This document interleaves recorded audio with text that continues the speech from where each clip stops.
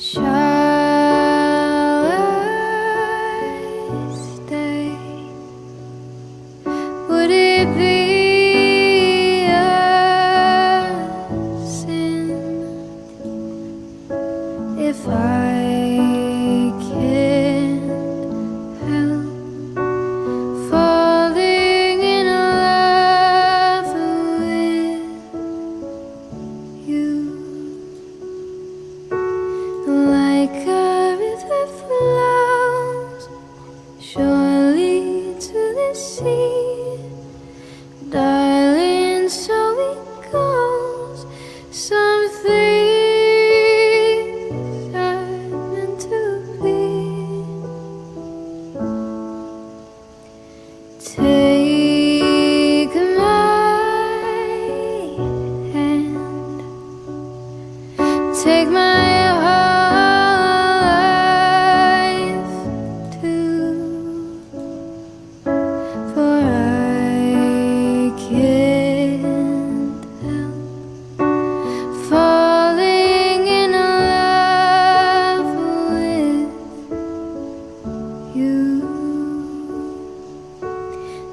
like a river flows surely to the sea, darling, so it goes.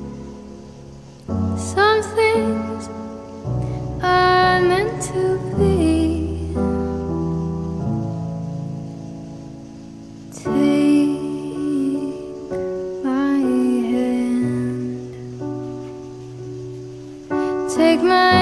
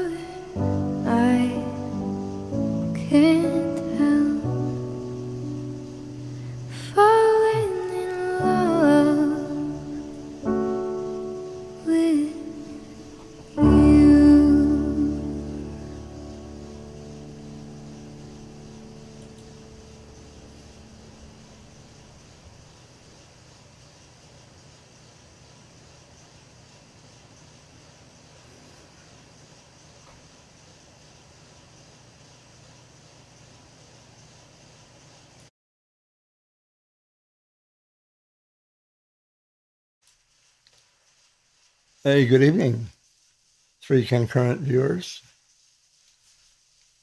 I looked and didn't see anybody going live in the little community, so I just had a little time on my hands. I thought, what the heck? Thought I'd spend it here. I don't have a big agenda. I kind of got caught up, though. Well, if you can ever get caught up with things that were going on, I caught a live stream last night. I didn't really type in it. I don't know, a lot of people may not know this, but I decided to make a decision, I don't know, probably close to 6 months ago, to kind of reorientate the direction of my channel, of what I was planning to do. After all, I'm on the end of my shelf life.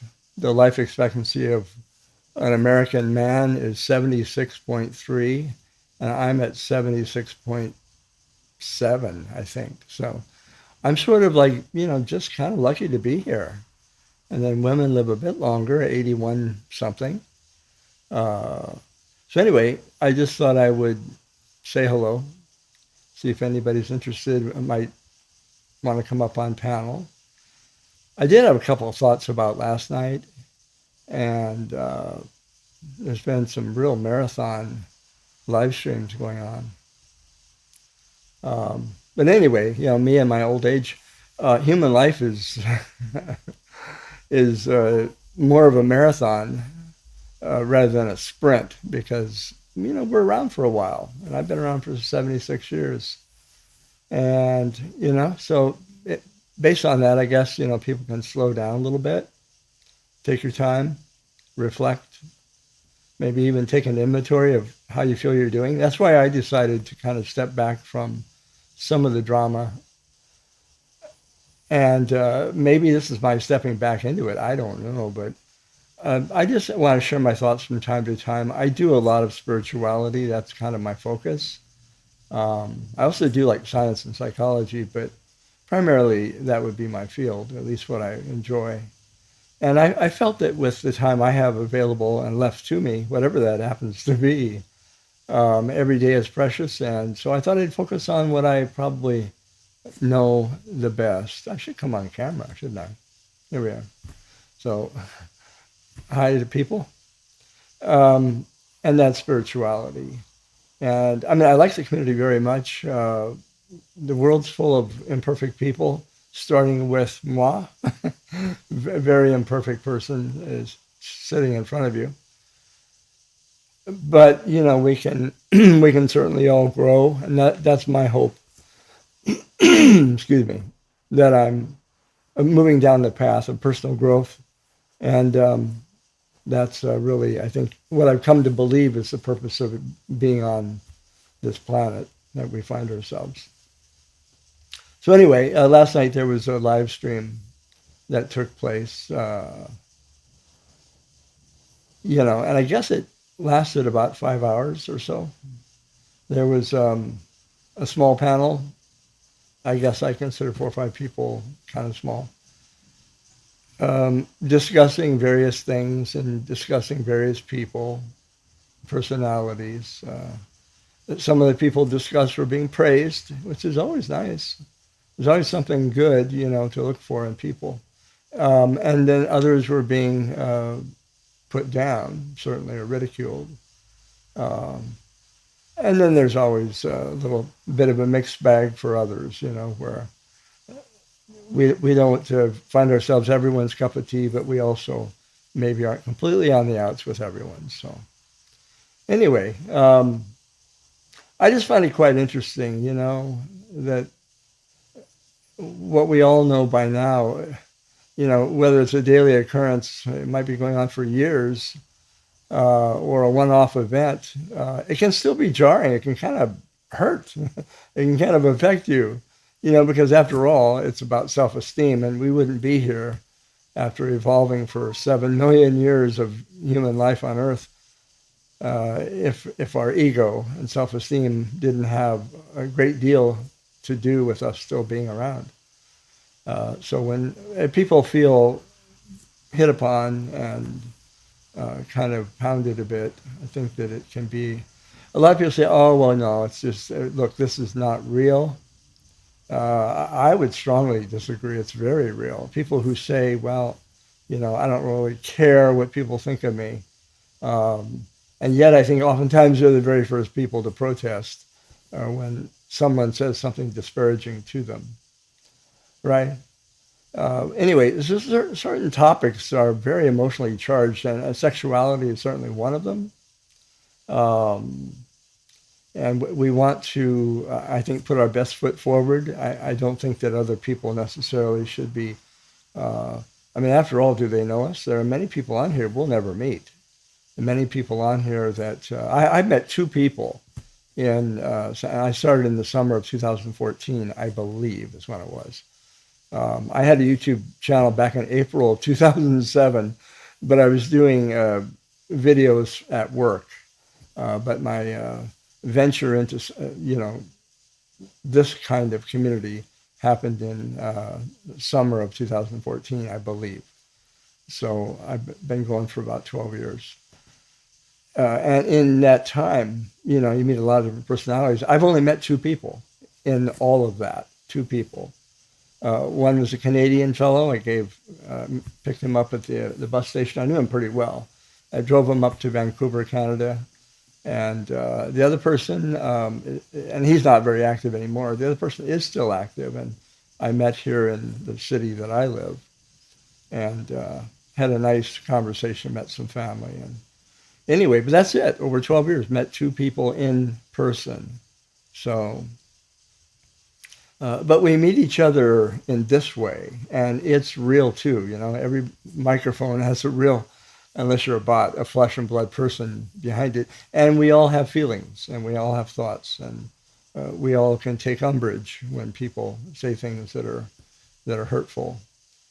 But like I say, I've heard a lot of people say on social media, it's not that important. We should. It's not real life. Well, I really strongly disagree with that.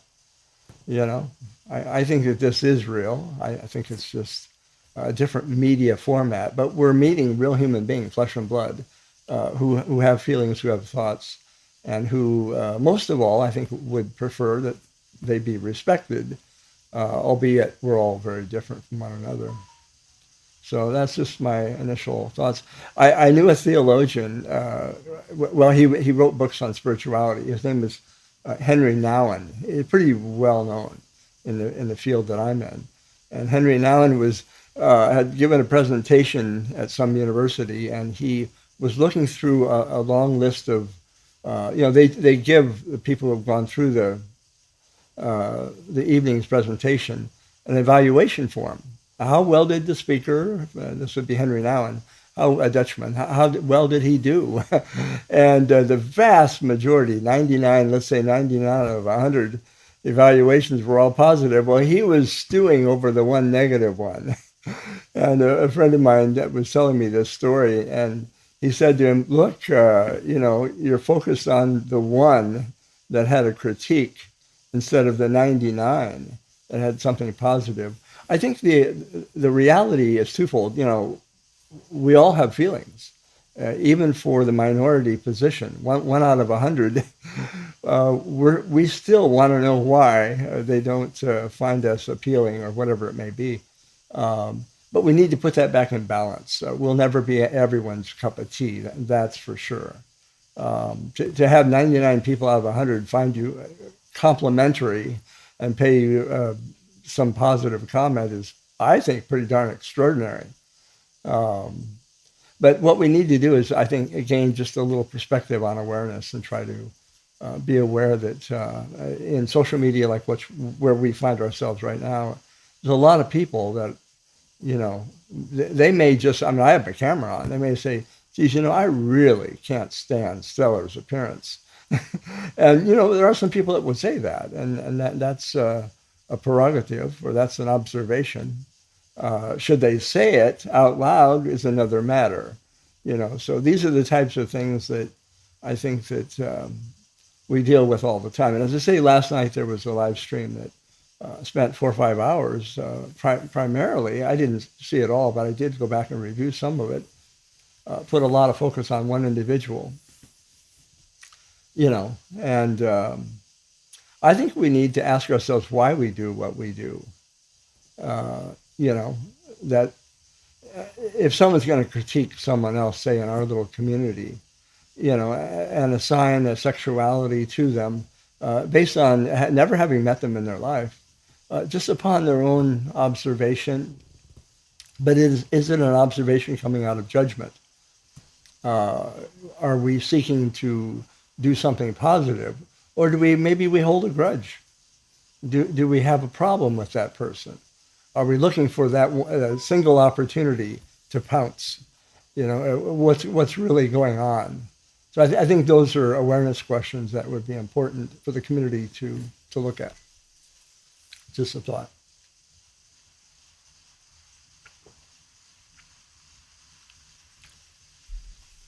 We all hold judgments, don't we? We all have opinions and views, but a lot of them we could keep to ourselves, and that might be the better the better way to go with a lot of this. So anyway, what else do I want to say? None of us know really what's percolating inside of someone, what makes them tick, what they're thinking, what they're feeling. We really don't know that. We might think we do, but I think that that's not quite true. So in at least humility, we might say, well, give a little deference here to the mystery that each person is, and not come down so hard. There's other things to say about this. There's an old adage, the 3 types of people in the world. In fact, I think I found a meme for that. If I don't have it here, I'm pretty sure I can remember what it was. Okay, I don't have it. Um, Three types of people. One is those who, see, how did it go? Um, One who makes a mess out of everything, right? There are those people who make a mess out of everything. And then there are those people who make a joke out of everything. Everything is humorous. But there's good humor, and then there's humor that's really just kind of maybe nervous humor or unnecessary humor when you're in a serious moment. So those who make a mess, those who make a joke, and then there are a few people who try to make sense of everything. And I think that's where we should aspire to be or look for. Janie, welcome to you. Good to see you. I didn't think I'd be on here tonight, but lo and behold, here I am. I just was sharing some thoughts about last night. I'm not mentioning any names, but I'm just talking about in general the community and how disconnected we can be. And much of it flows out of the scrutiny of other people. But I would always, my thought would be, I think, Janie, is if we could ask ourselves, what's motivating us? What was motivating those who were hypercritical last night of someone? Would it have been genuine concern, or was it more just to have some fun, like a cat does with a mouse? And of course, it's pretty obvious,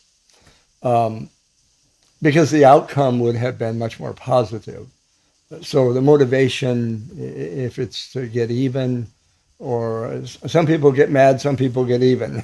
If it's to, pound an eye for an eye out or something like that, then let's see. I believe you were. I dropped in and out, and then I watched it later. Well, I don't know much about motivation theory, but I was concerned about any time we spend that amount of time, hours and hours, going over a critique, and most of it being celebrating the putting down of someone. I don't find that inspirational. In fact, there is a meme I did get ready because I thought it's one that I like, probably one of my most favorite ones. Let me see if I can bring it up here. Only the weak are cruel. Kindness can only be expected from the strong. Now that's saying a lot. It's very easy to be cruel, and it's the playground of those who are weak, but kindness comes from those who are strong enough to be kind. That's a whole very different thing. Get myself back up here. See, Darnell Dodge, welcome to you. Good to see you. I just heard it was, oh boy, I'm not sure what you're saying. Three types. I'm Darnell, I apologize. I can't quite. Intrusive, cowardly, something. Okay. Well, I'm sure there's a vast array of motivating factors involved in why people do what they do. And usually if you listen with a conscious open mind, it becomes rather readily apparent why, or it tells you more about the person rather than the one being spoken about. If they're going to come across caustic and pejorative and putting down someone else, that really tells us more about the person taking that approach than it does about the person who's being gone after, at least from my point of view. Janie says, being kind opens you up to ridicule and rejection. You have to be strong. Yeah, and I think the irony in all of that is kindness is, in fact, the greatest strength human beings can have, because it takes such great courage to be kind when we prefer to be something entirely different. So, yeah, good comments. Thank you. I really appreciate that. Darnell says, I try not to be any of those. Yeah. Well, we're all on the road track. We're in a school, we're learning, and some of us are slow learners. Probably I would be one. But the important thing is we're moving in the right direction. We don't want to be moving in the wrong direction. There are people who are definitely choosing to take a different path, which is probably not going to be in the long run beneficial to their mental health, and certainly not their spiritual health. What's going on in our country, I think, is a spiritual disaster, to be perfectly honest. A spiritual disaster, because a great deal of it has to do with moral choices, moral decisions, and how we go about what we do. If we're constantly seeing people in politics or even social media, and we do, being ripped a new one, then we know we're on the wrong path. It's much easier to do that. It's much harder to attempt to offer someone a way out of the conflict that we're in, because conflict resolving people are few and far between. We need more of them. We really do. So it's disappointing, and I disappoint myself all the time. I'm far from perfect. I just think that we ought to be about the business of trying to see what will be more successful, what will work better for us as a small community. And we reflect the larger community, don't we? So I just think that, if we look at motivation, and the people who do address other people, ask yourself what is motivating you to say what you're about to say. Where's it coming from? Is it from a good place, a positive place, one of concern, one of wanting to make things better? Or is it coming from a place where you want to put someone in their place? Is that what is that what you're about? So that's key, I think. Why is what's being done being done? If we just answer that one question, I think that can change really probably the whole equation for the community. If you do that, the entire focus could shift. But do people want that? You have to want that as well.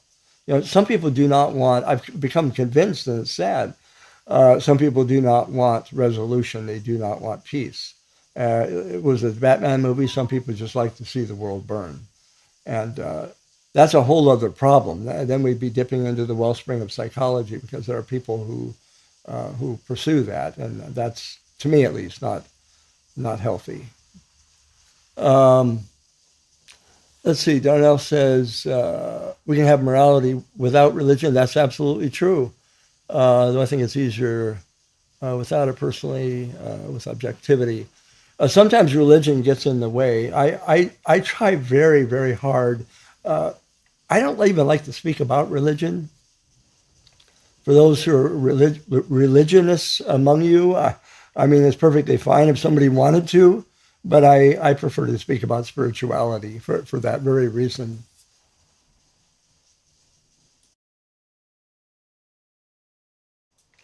Janie says some people don't know what to do if they aren't living in pain and chaos. Yeah. And for some, maybe it makes them feel alive or even find relevancy in that. I think it's sad. And some people have been probably raised since they were children in conflicted households. And that's a whole other issue as well. And that for them, the normal might be to be, that there's tension. They're holding tension all the time in their life. And without that tension, they may feel that something's not right. So if anybody wants a link, I'm happy to send it out. I did want to say another couple of thoughts. No, no one of us on earth can be everyone's cup of tea, right? We can't live our life for anyone else's beliefs and thoughts, or we certainly better not live to please other people. People pleasing is a road down the path of self-destruction. But we have to begin by, first of all, loving ourselves, being respectful and taking ourselves seriously. And then try to respect diversity, because everyone we meet will have a different point of view, probably, a different take on things. We live in a world of millions and millions of people, and we have millions of different viewpoints.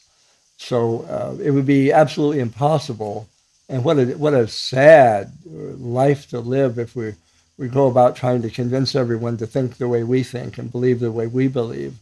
Um, and if someone does believe differently, can we move beyond that and just let that be?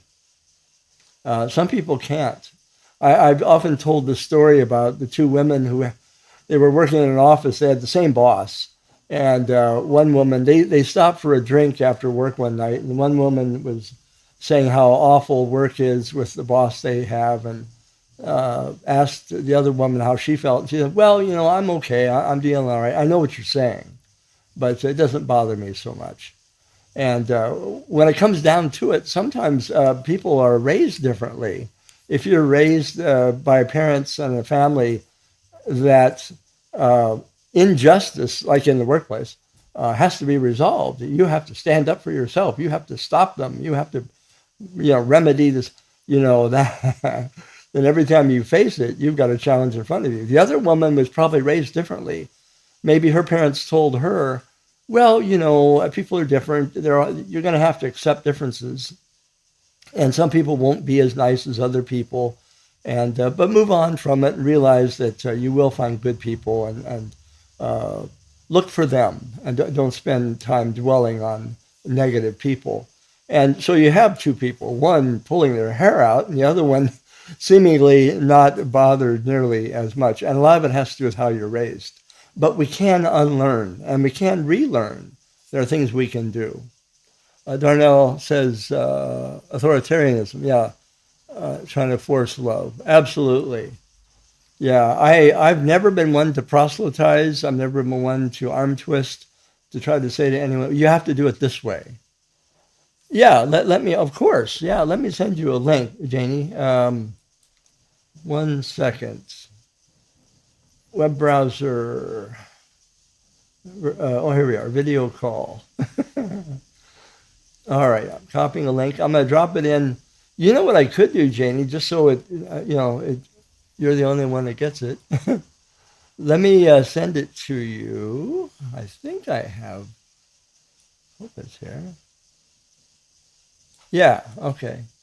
Janie, I'm going to send you a phone DM thing.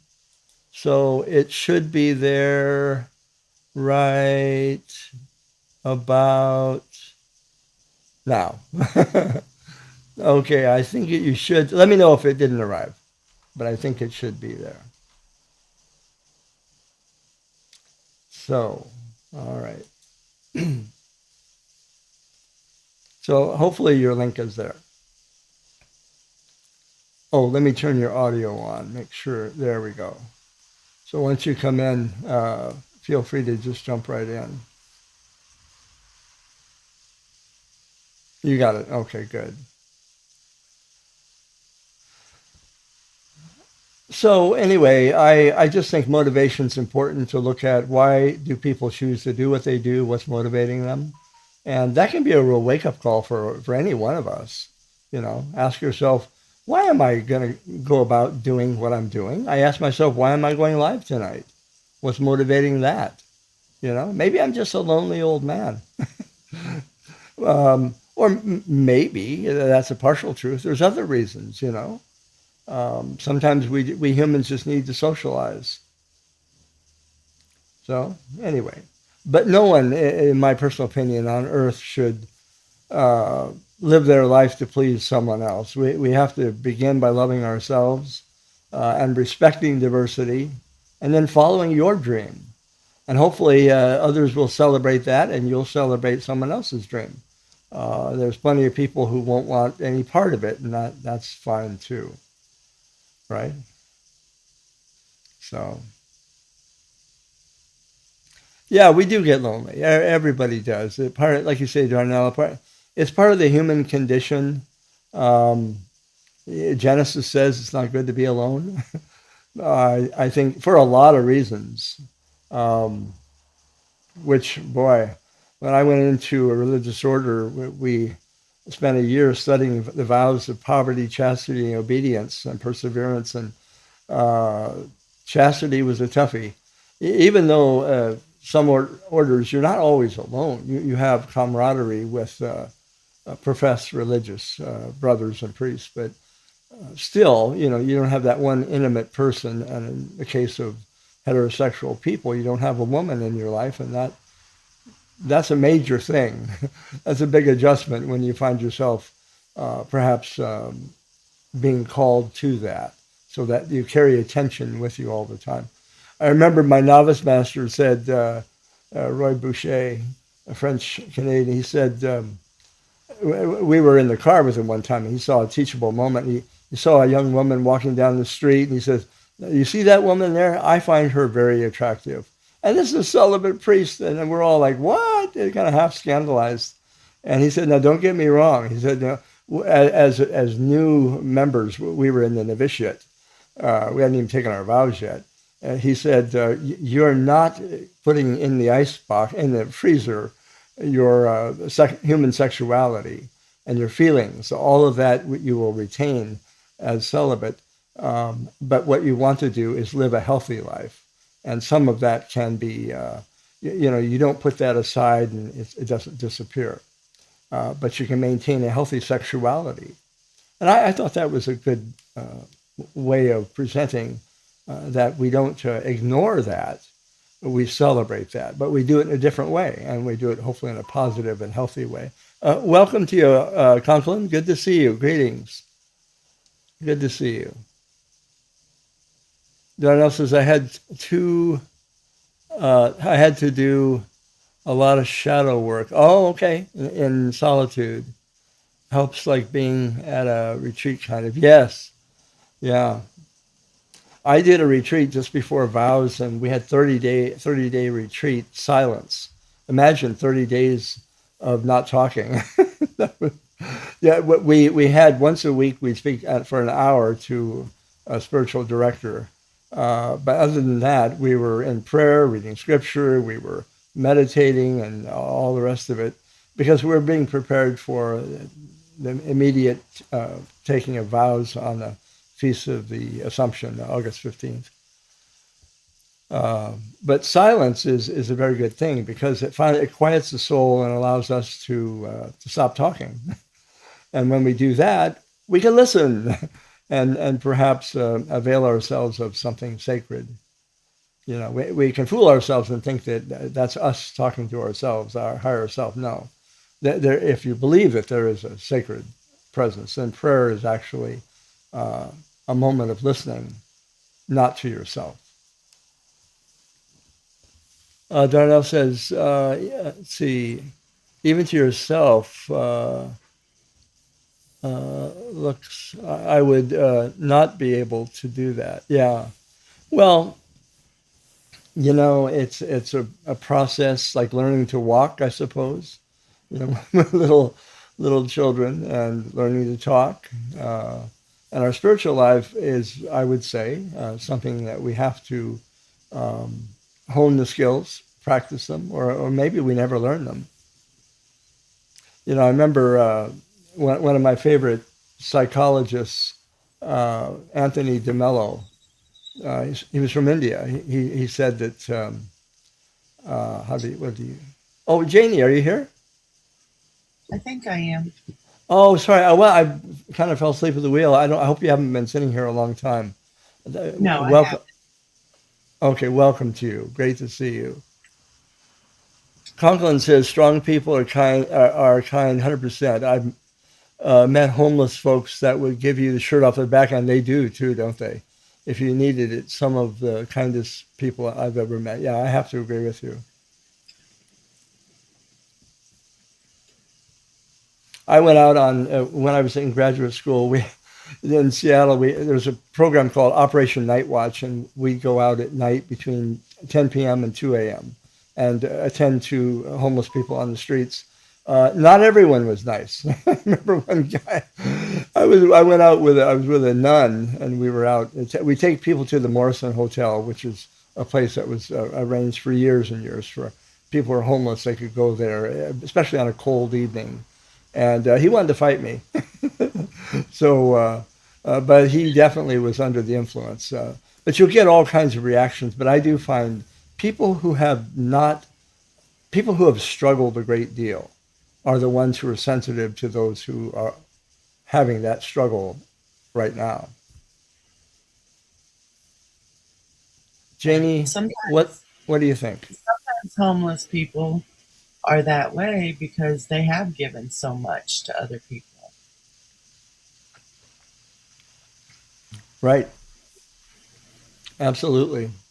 I mean, Uh, like to the extreme. Sometimes they lack the ability to make decisions for themselves, and they give and give and give everything they have to other people. And and before you know it, they're either not good at asking for help, or the people who were taking took advantage, and now they're left without anything. yeah, exactly. I think they've learned more than money doesn't teach this, I don't think, but they've learned the value of respect because they have nothing else but their own self-esteem. They may not have a house, a car, and some don't have a family. Some have lost everything, but they have themselves, and the belief they have in themselves is the only thing left to them. And so they really, I think they hone in on that. And that's what, and so they would pay that same type of respect. One of the most painful things I've heard people say who are homeless or on the street is people walk by and they cast aversion, cast their eyes away and don't acknowledge there's a human being right in front of them. That would be more important than handing them money. Yeah, that's sad. Yeah. Well, I started out, Janie, just talking a little bit about this marathon live stream and wanting to, I didn't mention any name, but I just wanted to acknowledge that, you know, 5 hours is a long time, and 5 minutes could probably do it. Uh, Right. i if we want to, and I am just saying, looking at motivation is really important because that means we're awake. If we're not aware of why we're doing what we're doing, we need to wake up. You know, some people live their whole life and they even they die in their sleep. They're never fully awake to who they are and what they're doing and why they're doing it.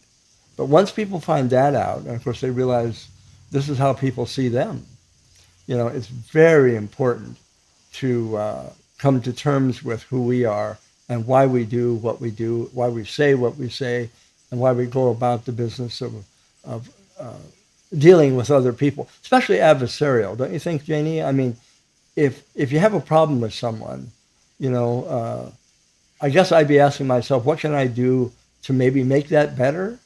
I don't always, I'm not always successful, but wouldn't that be a better approach than simply making things probably worse or making it more of a joke than the serious matter that it is? You would think so, but you know, like you said, everyone has their own motivation. I think the motivation for what was going on last night was, a little bit just wanting to hang out with people and have fun. And I don't necessarily think that's a good way to have fun, but I was there. I was listening. I didn't participate in all of that. But I think the biggest motivation may have been um, looking forward to the reaction, wanting. Oh, yes. And Yeah. I'm just going to say the name because I'm going to say some other stuff in a second. Jeff, if that's okay. Uh, I think looking forward to a um, response from Jeff was the motivation for that. Um, but here's the thing, and I could have went in there and started saying how it was wrong and they shouldn't be doing it or whatever. But at the same time, I think it's not only a motivation from that they want a response from Jeff, but they have this belief that somehow Jeff has this band of people that he gets together and has go do things for him. And I certainly wasn't going to play into that. It's not true, at least in my case. And I wasn't going to give them the reaction they wanted either. Nor did I feel like I should, because the simple fact is I like Jeff, and regardless of what they say about his sexual preferences, it wouldn't change the fact that I like Jeff. Um, Right. I don't know. First of all, I don't know why that's still a thing, to like shame someone for whatever. Um, I can't think of the word I want. Whatever their sexuality is, I don't know why that's still a thing, because it's certainly not a moral failing to be straight or to be gay. Either way, it Right. has nothing to do with morals. It has nothing to do with what kind of a person you are. The only reason that would matter to me with Jeff is if, for some reason, um, I was thinking about that with Jeff, and I'm not, so it's not my business. But even if he came out and he said, "Oh, yes, I'm gay," I would just be like, "Okay, what, that matters nothing to me. I still like you, whatever."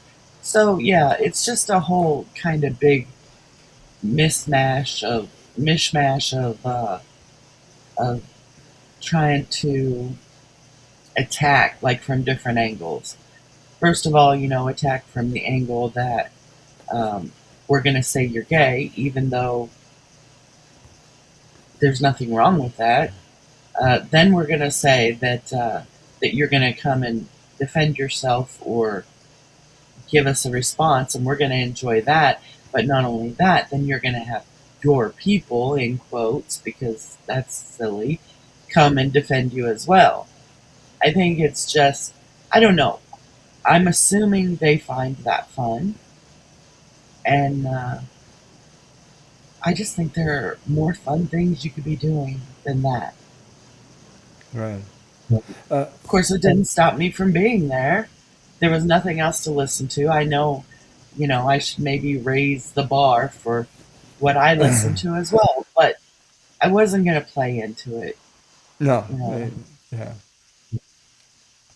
I just think that it could have been any topic at all, as long as there's some opening for people to take a jab at someone. This just happened to be the handy, topic of the night on the menu. Something this was said, this person reacted, so that's what we'll go after someone for. I think if there had been a bigger opening in some other topic, that would have been what was done. But again, it comes back to the motivation. What are people really up to? As far as a response, I love the response right now. I love the silence. That's a I do, response as well. Yeah, yeah, I'm enjoying that. I am so glad that they didn't get that response. And they certainly weren't going to get it from me because, um, in the grand scheme of things, it makes no difference to me. I see no failing in whether or not, someone is gay or not. I see no moral issue with it. It's not my business. Unless I am asking someone out on a date, it doesn't matter to me. And I'm not asking Jeff out on a date. We're friends, and uh, it's just not my business. yeah. Well, you never asked me out on a date either, so I'm glad you're being consistent. Luke doesn't But like it when I ask people out on dates. no, I so, and I'm sure, yeah, Isn't if that we have a, isn't that crazy? Well, I think it was just an opportunistic time to, I just think it's sad.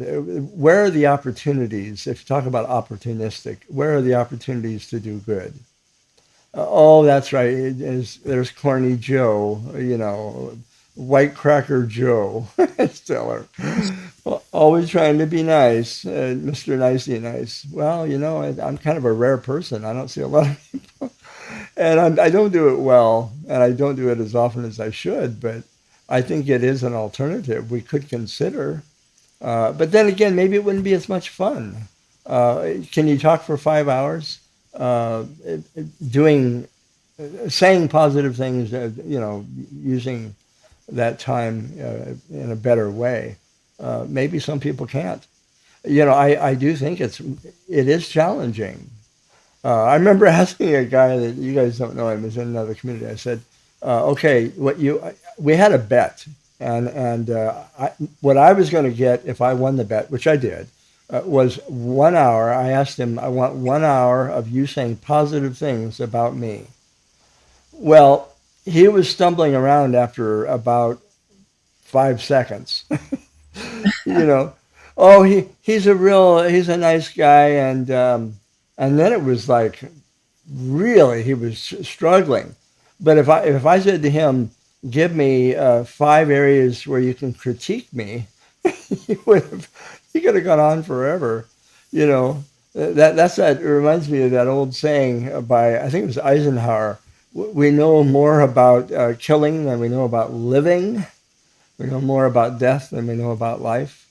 That we fail to realize that we have, the better angels of our nature, like Lincoln talked about, and we should listen to them as well. And that would be a much better choice if we did that, a much better world that we live in. Right. But, and I think again that as humans, we're looking for some form of connection, even when that connection comes through some sort of dysfunction. Right. So, if you don't know a better way to have fun with people that you only know from the internet, that's certainly an easy way to form a feeling of connection, is to, poke fun of someone else, or gather together against one person and take your little jabs or whatever. I'm not saying that it's, probably one of the more malicious things I've seen done on the internet, because I didn't feel like it was seriously hardcore malicious. It certainly hmm wasn't kind, and it certainly wasn't like a good laugh fest for me. Or probably I didn't really hear any of them having like a really good laughing, knee slapping time. But they did get to feel for those hours like they had come together for a common cause. So I guess, like I said, even through dysfunction, we'll search for what it is we're looking for. And if that's connection, then I guess that's connection. Yeah, So I heard a fair bit of giggling up on the panel. I have to. I did hear giggling. I Yeah, felt like some of the giggling was, awkward giggling. I didn't hear any real belly laughing. no, I didn't Just hear that either. But I felt, well, again, this is my judgment, bad Joe. But I did feel some of the giggling was approval and enjoyment of what was coming down, what was happening. oh Uh, yeah, and looking forward to the response. It got real giggly. yeah, Looking yeah. forward to the response. This is something about human nature that would make a tremendous live stream if we ever asked ourselves, some of these questions that we're talking about tonight. Why is it that human beings find it so much more interesting? And why did the network news broadcast train wrecks and car accidents and very few positive human stories? That have an outcome that's just, oh, it's great. Why is that? Why are we humans kind of wired for drama and negative interaction? Why is it? Why aren't we more geared toward something more positive? I think that'd make a fascinating conversation. It would. Yeah. Um, And I have several things that could be, a cause for that. None of them that I've really looked into enough to assert anything about them, but I think some people aren't used to, and whether it's because of their upbringing or, traumas in their life or whatever, they're not Right. used to good, clean connection with other people. It Hmm. doesn't feel natural because of how they've been That's a good point. conditioned in life. A good point. And or to some people, it may seem unsafe because at one point, maybe they were open with connection with people and they were hurt Yeah, that too. because of it. There are lots of reasons. It would be fun to discuss the possibilities. But do Uh, you feel, Janie, there is also, I mean, I can identify that some people feel the need to be approved, to be accepted, that need to feel a part of a community. They have certain individuals that they want to connect with that benefit them and benefit, well, hopefully the whole group. They may have a natural affinity or likeness toward them. But I think people do that as well, and I am seeing that as a positive thing for the most part. You know, uh, because we don't want to be alone. We talked about that a little earlier. You know that we're right, called to journey together somewhere, and I don't want to right, journey with people I fight with all the time. I would like to yeah, have a group that I can find a modicum of peace and a sense of direction and something like that. And Darnell, I'm reading everything you're writing. I just wanted to let you know. The tribe's acceptance. Yes, LOL. Yeah, for survival. People will put their values aside to remain in the group and not be. That's extremely important, Conklin, I think, and dangerous as well. We need to be uh, honest with ourselves and right, not put our own true feelings in abeyance and echo someone else's view that we may really not hold. And that's a denial of self. Well, I see that going on every single day in the halls of Congress for sycophantish people who are willing to do the bidding of someone else because it may benefit them, but they may not at all be in agreement. And what a sacrifice of one's own integrity. Sorry, go ahead. well, I think when I was younger, and I had not done any healing when I was younger, and so just whatever friendship or community or group was offered to me, I accepted. And what I realize now is that a lot of the people who have been my lifelong friends, not all of them, but a lot of them, um, don't even know me. So how can they really like me? You know? And I Right. realize that now because I stifled every instinct within myself to question or to call them out about behaviors or values or whatever that I Hmm. found appalling. It was just almost like whatever was offered to me, that's what I was going to take. And so they don't know me. They don't know about my morals or my values. And how can you like someone if you don't know them? Right. You can't. You can't really. You, So I did myself a disservice for a long time. I'm not that way anymore. I now know that when someone likes me, they truly like me for who I am, Right. flaws and all, uh, disagreements and all, a difference of morals and values and all of those things. Janie, how So long does it take? How long does it take to get someone to be at that place of liking you in a real way? to like me, Yeah, to accept you, flaws and all, imperfections and everything. How long does it take to get someone? I mean, that's. Uh, I love the spirit and the heart of what you're saying. ah, Well, I think for some people it's instant. Um, some people are better at reading people than others. So I think like RC, I think it was instant with him. Ah, He liked me instantly. No, um, I think that I do think though with some people it's an instant feeling that hey, I like this person's energy. But it's hard. It's really hard to say because there's so much about people that we don't know in an instant that I may be reading people wrong. Maybe they didn't right, like me instantly. It used to be that that people I had been friends with would say things like, "Oh my gosh, when I first met you, I thought you were so stuck up," and they're that like, "I can't happens. believe I ever thought that about you. You're not stuck up at all. You're so fun."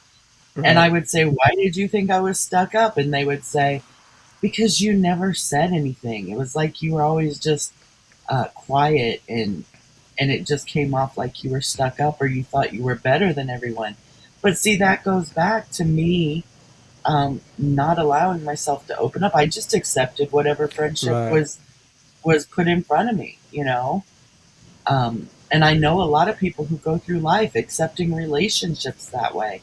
I think I probably did that too for a little while. Just anyone who offered themselves up to date me, it's almost, I know it sounds silly, but it's almost like I didn't think I had the right to say no. mm-hmm, You know, this right, person is offering to be my boyfriend or whatever, and I just accepted. Okay, and it didn't really matter if they knew me or not.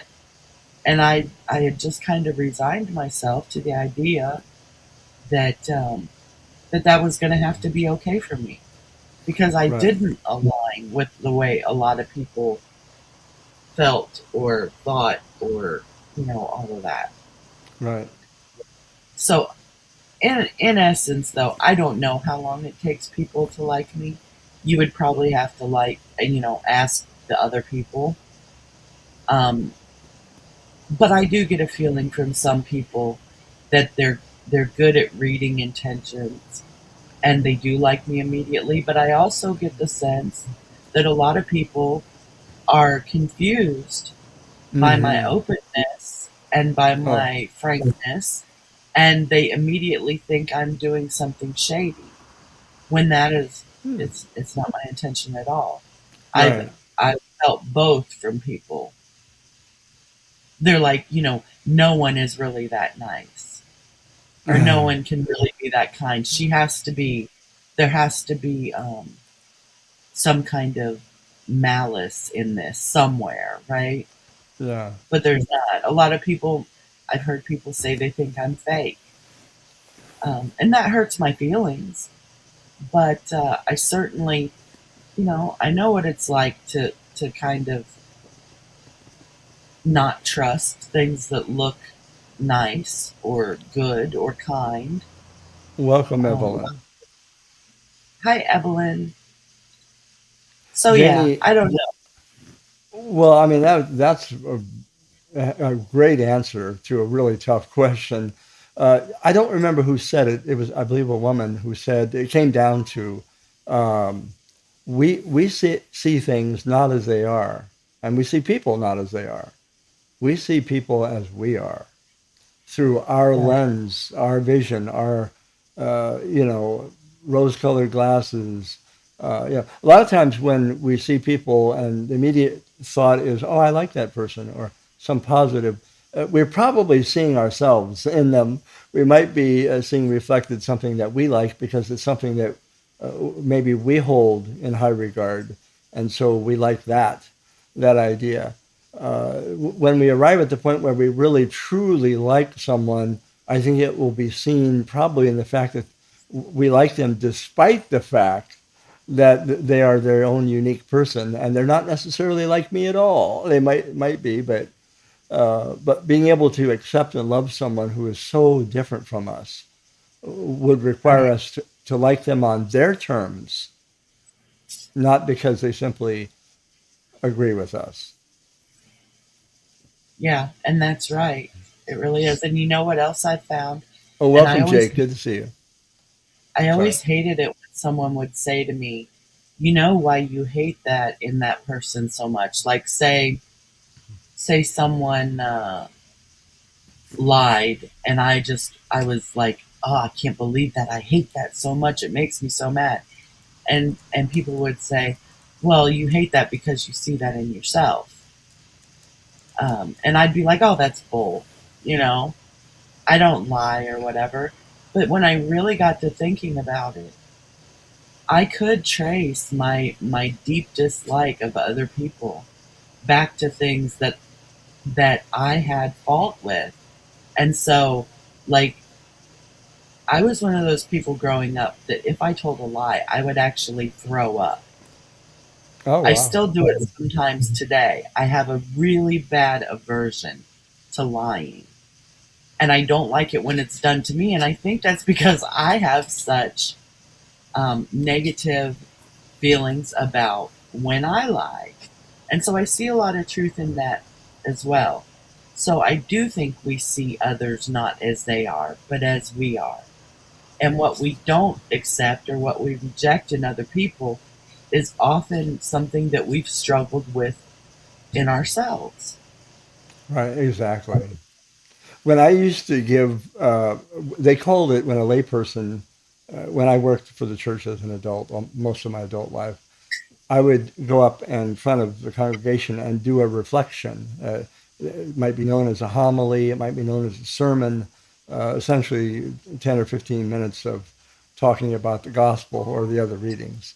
When I would go up there and do that, I never brought paper with me because I would, if I did, I'd be focused on the paper, not on people. So I would look out, and I had rehearsed it enough to know what I was going to do, but I'd look out on people and I'd see them, and I would begin to critique or think, okay, well, that person's disengaged, that person's bored, that person's not happy with what they're hearing, or something along those lines. And then I would talk to them afterward, some of them, and I'd say, hey, how you doing? Were you okay with what I said? Blah blah blah. And oh, it was great. It was great. Now unless they were lying to me, a lot of what I was misreading them. I was not Right. seeing them for who they were. I was looking at them through the lens of how I would interpret uh, the view that I was looking at. Yeah. Yeah, I can understand that. I know a lot of people have misread me. They, and I think a lot of it has to do with my quietness. When I'm really uh, into something, I'll get quiet. If someone is saying Yeah. something I find sincerely interesting, um, which is hard to do when you can't read body language on the internet. And so I usually try and explain it. Oh, I'm sorry, I'm quiet because I'm thinking about this or whatever.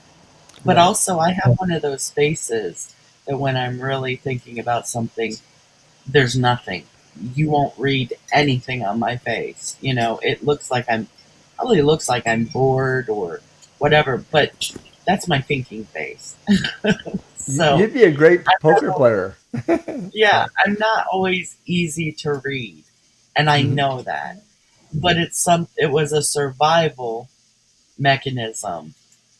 You know, Hmm. the less someone could read how they were affecting me through my Right. face or my body language, the safer I felt. Yeah. Makes sense. Yeah. So, yeah, I think sometimes we do read people because we read them through the lenses of our own experience. And Right. so, a lot of people who, when they're interested, they're sitting up straight, they're looking at you, making eye contact. Whereas me, if I'm really into what you're saying, sometimes I need to close my eyes and people are thinking, oh, she's tired, you know. But no, I'm closing my eyes because I need to just listen. The other things going on are overstimulating, and I really want to understand what someone's saying, where they Right. might. Maybe that's what Trump is doing. Maybe he's just really trying to understand what people are saying when he looks like he's sleeping. Could be, Yeah. right? Well, yeah. I think he's actually dozing off. I think so too. I don't Uh, think I look like I'm asleep, But I think a lot of people Yeah. may read that as boredom, you know, like, oh, this must Yeah. be boring. Well, and all the more reason then for us to maybe take a pause for the cause and not jump to a conclusion, but have it's an opportunity to inquire and say, hey, yeah, a lot of people say, I need feedback. Are you bored with what I said? How am I doing? I'd love to know what you think. Um, hey, I wanted to show something here, and no, you don't have to do anything.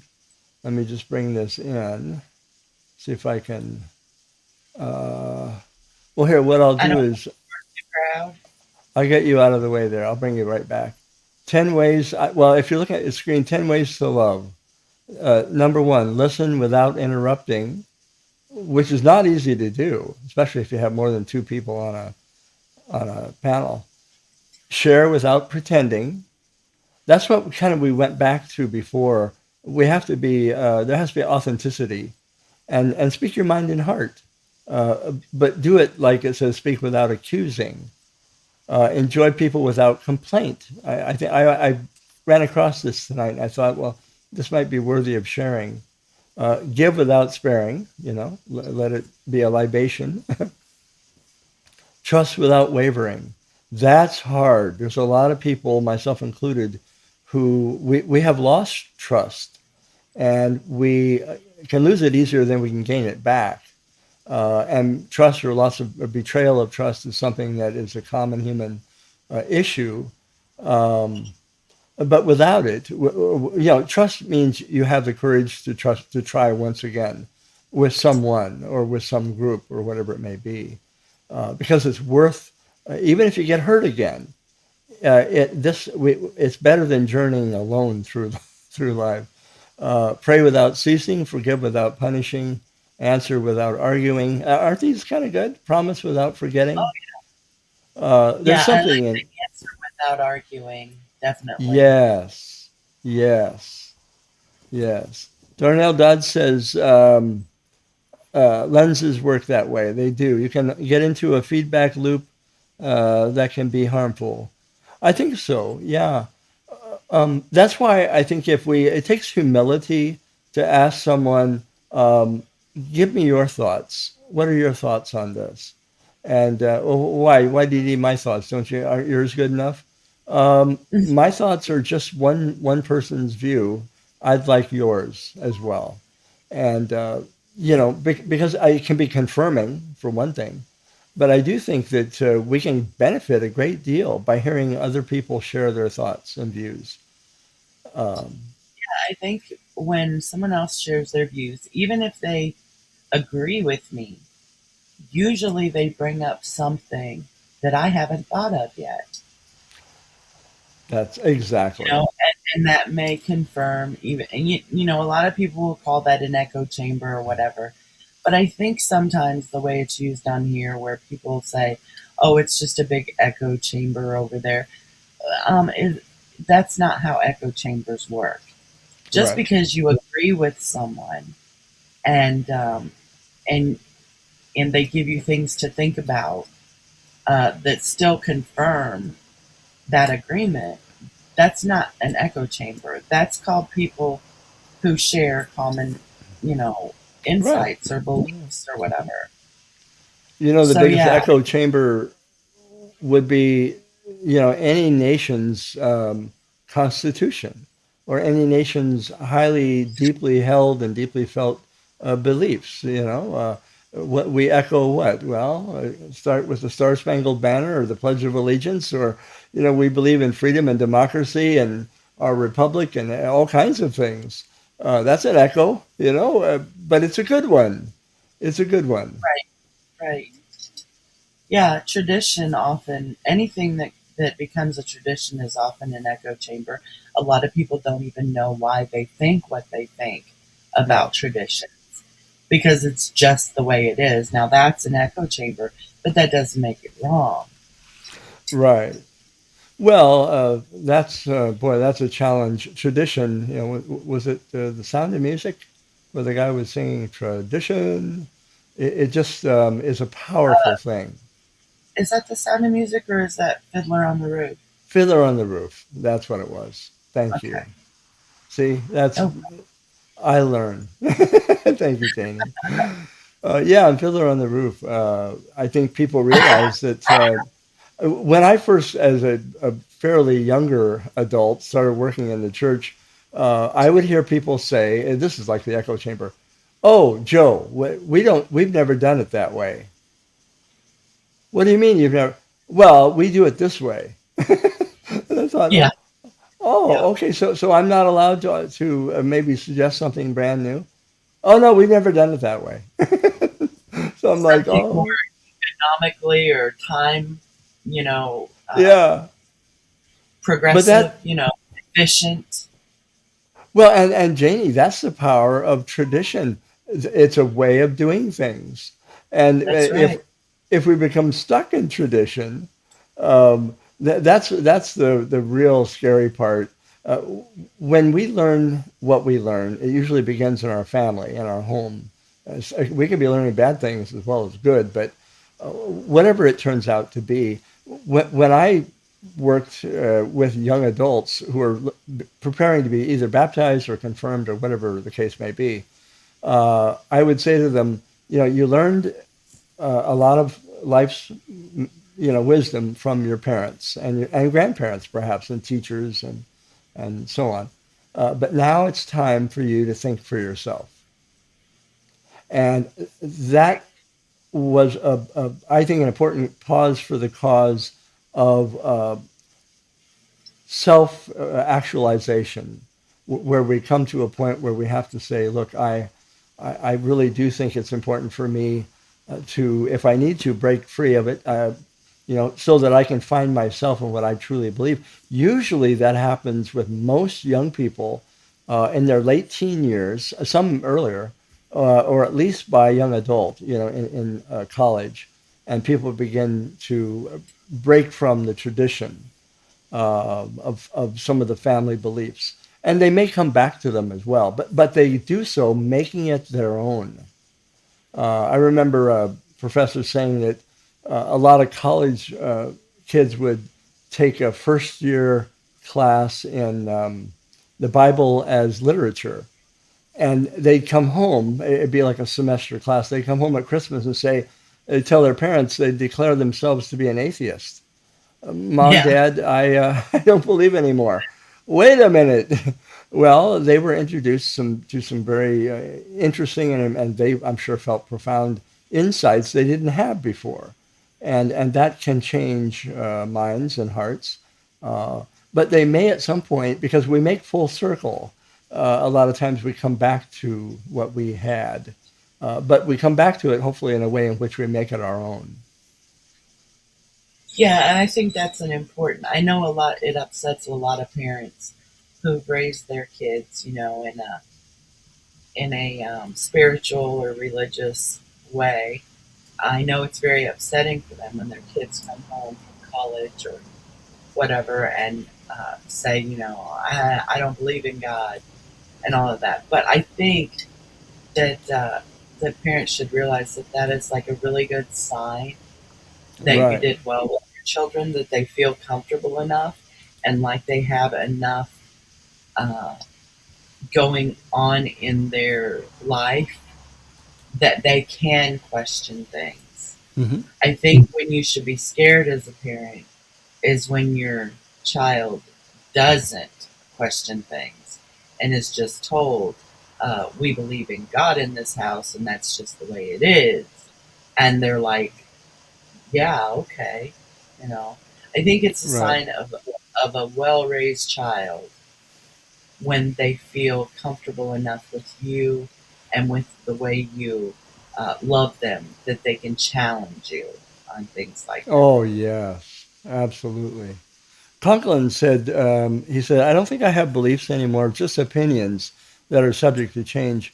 Um, I like the solidness of the fact that your mind is open to tomorrow's now present insights that will surpass today's, and that's a very healthy way, in my opinion, to look at life because hopefully we will learn new things.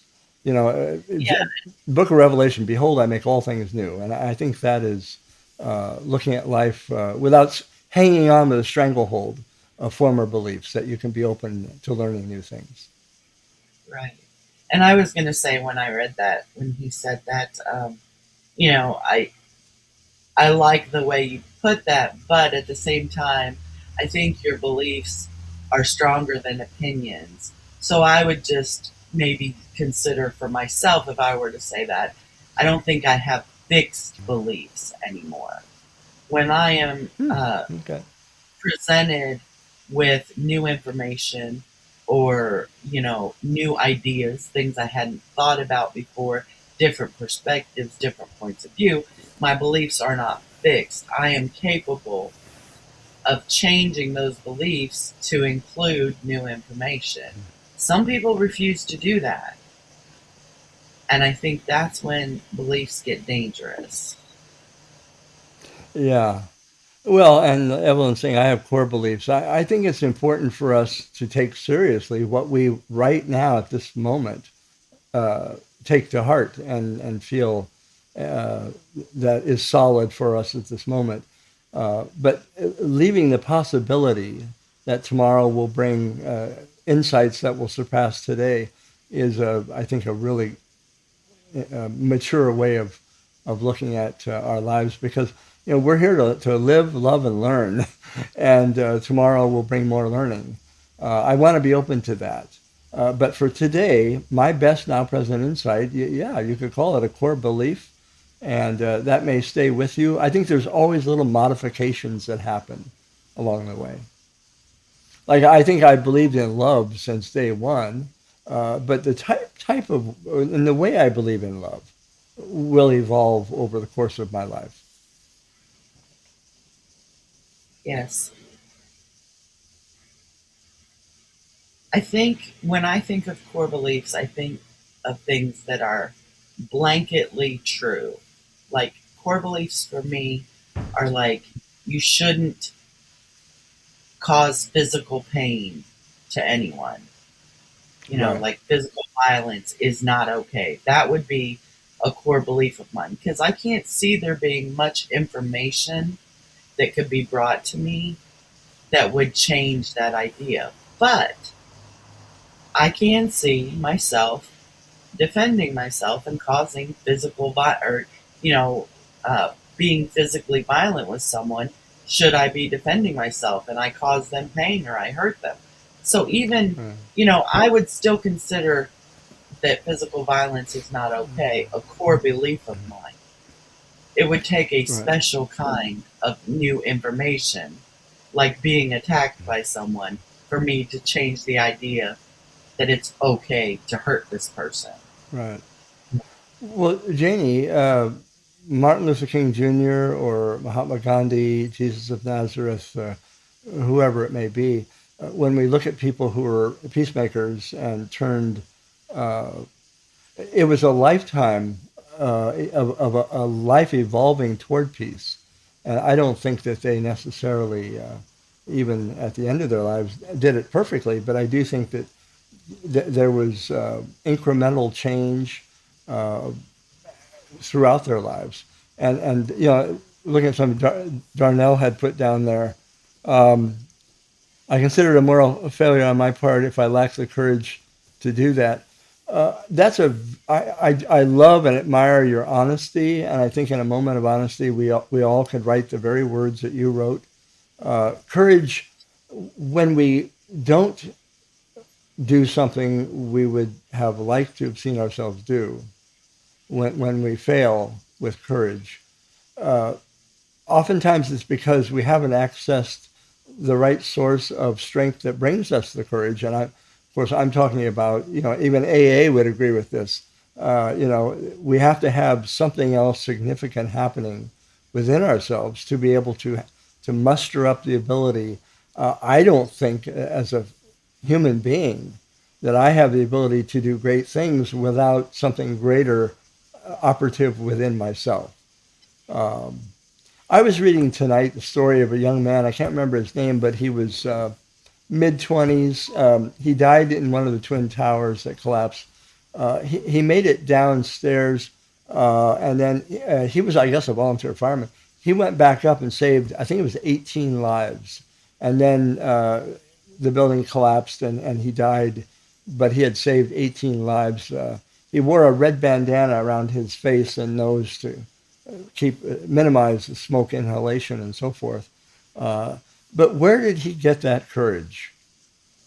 Where did that come from?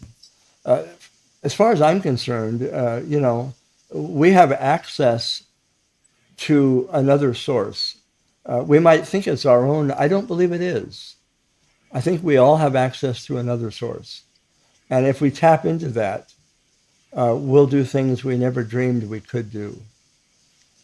I was Um, just thinking almost something to that same exact idea because I was thinking oftentimes when someone runs into a burning building and they interview them later, they say, what were you thinking when you ran back into that building? And they usually say something because I think they know that it's expected that they say something. But in all honesty, if they were to really say what they were thinking at that moment, I think they would say, I wasn't thinking at all. I was acting. And I think that that source, whatever that is, with inside someone, right. doesn't think, it just acts. Yeah, psychologists, I know they've talked about that if you happen across a terrible car accident or you see a building on fire, you hear screams coming from the building, whatever it may be, that we have within ourselves, the human condition has an instinctual value. We react rather than, and people go into these buildings putting their life on the line, and people interview them later and they say, how did you have the courage? And they said, oh, it was nothing. I knew I had to do it. And that's the most honest statement I think anybody could make because in the psychology of the human person, we have evolved for 7 million years because we have continued to exist as human, our species, because we have done what needed to be done to save our species from going out of existence. And I think that so we have a very long, evolutive history that has given us the possibility of doing very brave things. I would just add to it. I think that there is an internal voice that doesn't necessarily operate from instinct, that operates from intentionality, and that too may be what I would call the voice of the sacred or the holy that gives us the wherewithal to do things that we on our own could not do. But that's a personal belief of faith. Right. I agree with that. And I think it's wonderful too that we see that even within other species. Yeah, Um, when you see a human uh, dodge in and out of traffic to save a kitten, or right, um, a dog whose owner or child falls into a pool and they jump in and drag them to the side. Even right, between species, that's being there's just something instinctual about life being precious. right. I don't know if you remember, we had a senator from Hawaii a number of years ago, Senator Daniel Inouye, a Japanese American. He was a genuine American war hero. Um, he went up a hill and took out two pillboxes, machine gunners. He had a grenade explode and blow his arm off while that was going on. He had been shot several times. He continued on somehow, some way. Later became a United States senator. Um, when this was during the time of Nixon, remember with Watergate, Hmm. Nixon was looking at trying to find a way out of the quagmire of Watergate, and Nixon said he was going through a list of senators that maybe they could find that would be on their side, and they came across his name, and he said, "In a way, there ain't no way. They're not going to get him to. There's too much integrity going on there." Um, Right. Now, where all that came from for Senator Inouye, I don't know. He might be able to tell us. He's not with us anymore, but I do think that You know extraordinary. what? Yeah, I think I just found a new um, wishful legacy for myself. I hope someday someone says that of me. right. I I don't think there would be any greater honor than to be told that that person is immovable as far as integrity goes. Yeah, I'm dropping a link, Evelyn, for you. I'll put your name next to it. There we go. Sorry, Janie. So that's my new goal, is to live my life in such a way that someone will say that about me someday. Now, don't even approach her about it. There's too much integrity there. Right. That's my goal. Now, whether or not, I'll ever be capable of that, I don't know. But Well, and I know that a lot of people know that I will not lie for them. So, and I right. take that as a compliment that they don't even approach me for that. Yeah, yeah. They know you better than to do that. But uh, my thought about my legacy, which I remain humble here, is not going to be that approximating anyone like Daniel Inouye. But I would say if I have done something to help make someone else's life better, then I feel pretty good about that. I Yeah. may die an unknown person, which I will. I won't be any landmark individual of notoriety of any sort. But if those who did know me know that I was a person of kindness, then I'll be very, very happy about that. Well, I think you've already got that covered. Well, So, I appreciate that. I'm a work in progress. Evelyn, welcome to you. Are you Hi, here? can you hear me? Yes. Hi, guys. I hi. wanted to tell you that Daniel Inouye, Senator Daniel Inouye, actually gave my daughter a nomination to the Naval Academy. Oh, wow, that's so Hmm. wonderful. Yeah, it was an honor. Did not know Yeah, that. when you were How, talking about, go ahead. wow. Well, I Yeah, was going to ask you yeah. how long ago was that? I'm not going to give you the specific year, but it was when he was alive. I'll tell you Yeah, by yeah, text. yeah. Oh, that's It okay. was it was almost 2 decades ago. Wow, that's what I was kind of thinking. Maybe around. Yeah. Yeah, Oh, that's wonderful. yeah. Wonderful. How rude of him to not come back from the dead to do it, though, huh? Oh. how, how rude. Yeah, no, it was an honor because he was such an honorable man that Yeah. he chose my daughter because it's quite competitive. She had to go and interview in Oh, front of yeah. his staff. He wasn't there, but ultimately he's the one that decided he was going to get the nomination. So I she That's had to didn't do that. finish. She didn't finish at the Naval Academy, but he did provide the nomination and she attended there for a little bit. Well, that's a wonderful. I mean, Hmm. my son went into West Point. Senator Patty Murray was the one that nominated, and Congressman Adam Smith as well. Very cool. It's a real challenge just to get Yep, them there, and yep. Just to then for, qualify to sit in front of it, them. Yep. that's right, that's right. Yeah, it's no small process, that's for sure. Sure. Absolutely. I would love that story. Thank you, Evelyn, for sharing it. Yeah. Yeah. That's When you it. were talking about him, it just brought back yeah, it was just such an honor. There's Oh, something else you guys what were a talking about too. Huh, go ahead. yeah, what a great American, Daniel Inouye. What a Yes, great American. absolutely.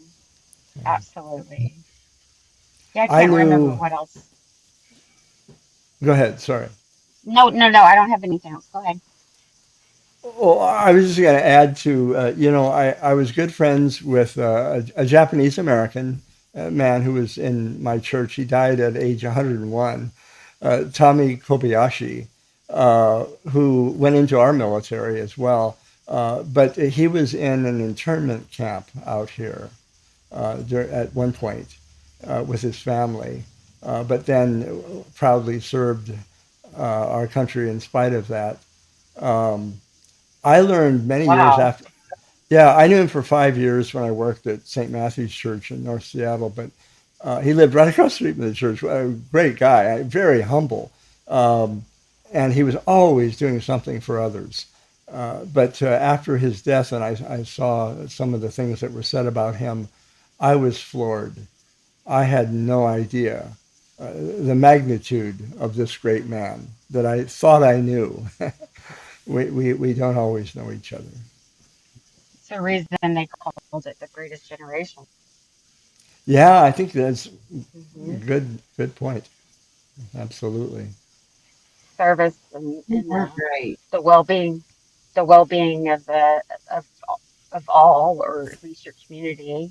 For a lot of Right. people, that was priority, even if they were mistreated.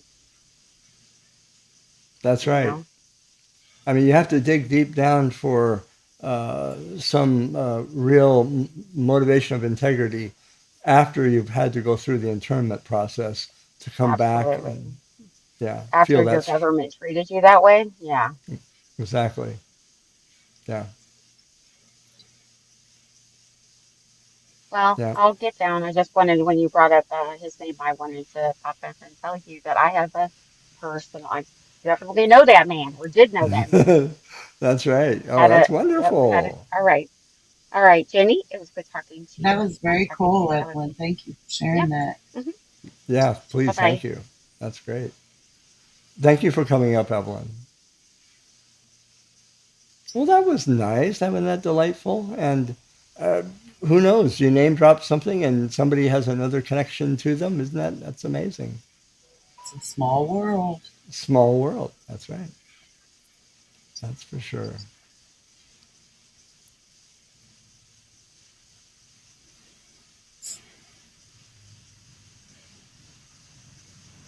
Darnell Dodd says that her uncle Jewel, he threw himself onto a grenade to save 8 or 9 others, his platoon members in Vietnam. That, I mean, that's extraordinary. We don't hear about those stories often enough to remind us of what great courage that others have demonstrated for uh, the sake of humanity. And Darnell, thank you for sharing that. That's just amazing. Yeah, those stories of heroism like that, they're great reminders of what humans are capable of. And then, with our conversation starting out about the 5 hours spent on what it was spent on, and then we Right. end up on the topic of these people who were capable of such great things. And not every day is going to afford everyone the opportunity to do heroic and great things, Right. but the small things sometimes are the most important too. The Well, kindnesses and the Janie, if I may piggyback on what you just said, which I think is very, very important, there is a distinction, certainly, between some of the machinations going on, which don't seem terribly important or trivial almost. And then there are those moments in certain people's lives that make a difference in saving life or giving up your own. And but I do think that we can start somewhere, and in a community like we have, which is like most communities, uh, we can always look beyond where we are and try to, for example, I would say it's heroic to be able to stand apart from the crowd when others would prefer you echo what is being said. You say, but I could have done better, or you could have done better. We could have done this. And it's a personal challenge, with hopefully done respectfully and lovingly, but a challenge nonetheless. That's very hard to muster up. To be able to say to your friends, your close friends, you handled that well, but did you consider this? It could have even been better. Yeah, yeah, a lot of times we don't always do that.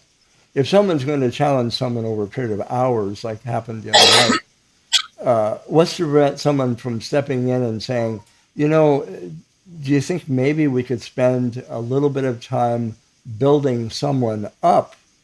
Because this isn't all one direction. Certain people Right. have contributed and done a lot of good things, and the person in this situation has done that. Nobody's perfect, certainly not myself. And Yeah. but have we done something good? Well, then let's balance this out. Well, it takes courage to do that because a lot of people who are critiquing someone else is waiting for everyone else to join in and make them feel better because they want to take a piece of someone's hide when in fact they could rise to the occasion. There would be a risk. There's always a risk, and you can have people talk to you later and say, "Why did you do that?" We're mad at him or her or whoever it might be, and the answer would be, "Well, are we being totally fair? No, we're not."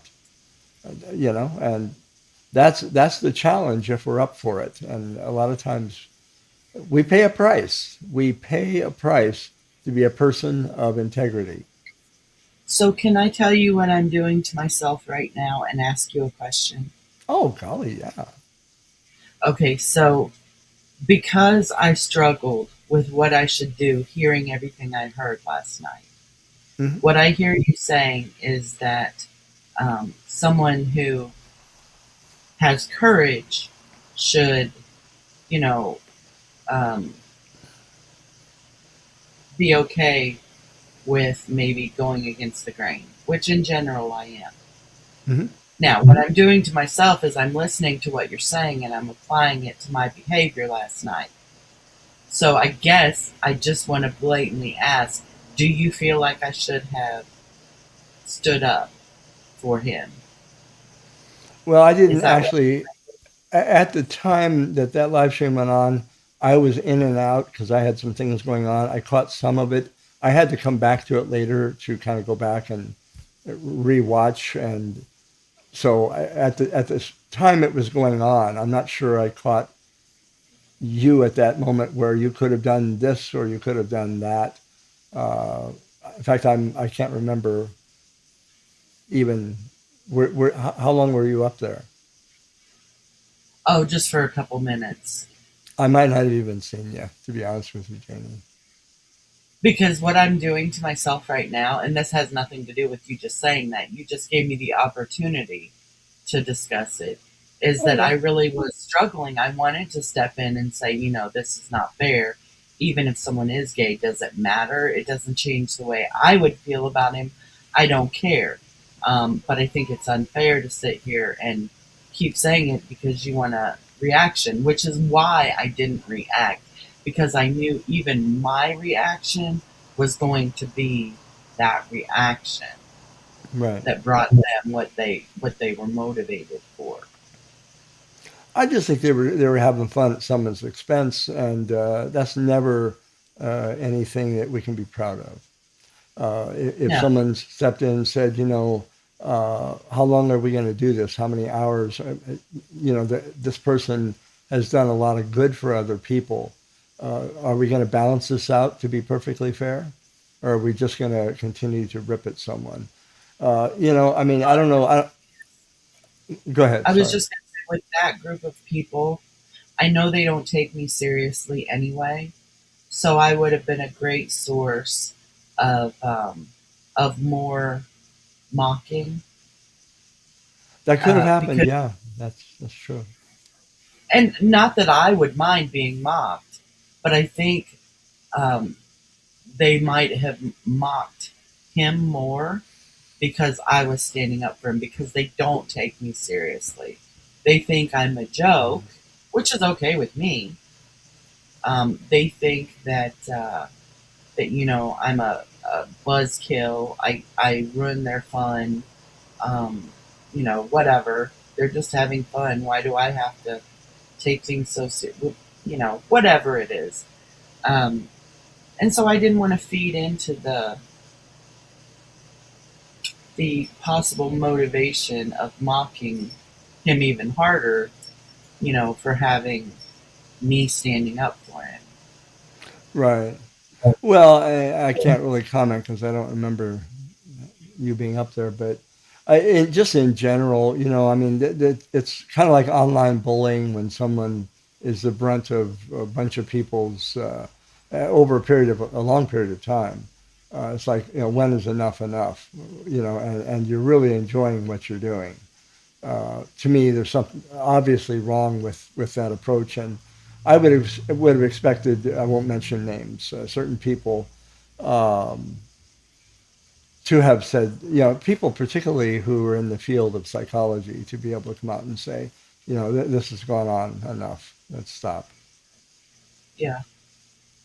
So Yeah, anyway, because you know, anyone who hears that would think that that you have a problem with people being gay, and that is not how you open a uh, trusting feeling with people. yeah, I yeah. don't know if what I just said makes sense. In the big picture, it does in my mind. Hmm. But, when you work in mental health, the thing you need to do away with is the illusion or the idea that you judge people for who they are. Right. And so, what I'm trying to say is that sitting with the idea that it's wrong to be gay certainly closes down any, you know, trust you're trying to build with any other person, even outside of a therapeutic relationship. Right. Right. Uh, just a point of clarification. I know that you're in the field of psychology as well. I'm trying not to name any names. I was referring to the other person who is the community is Right. very familiar with. Yeah, Yeah, I and caught on. I have respect for that person as well.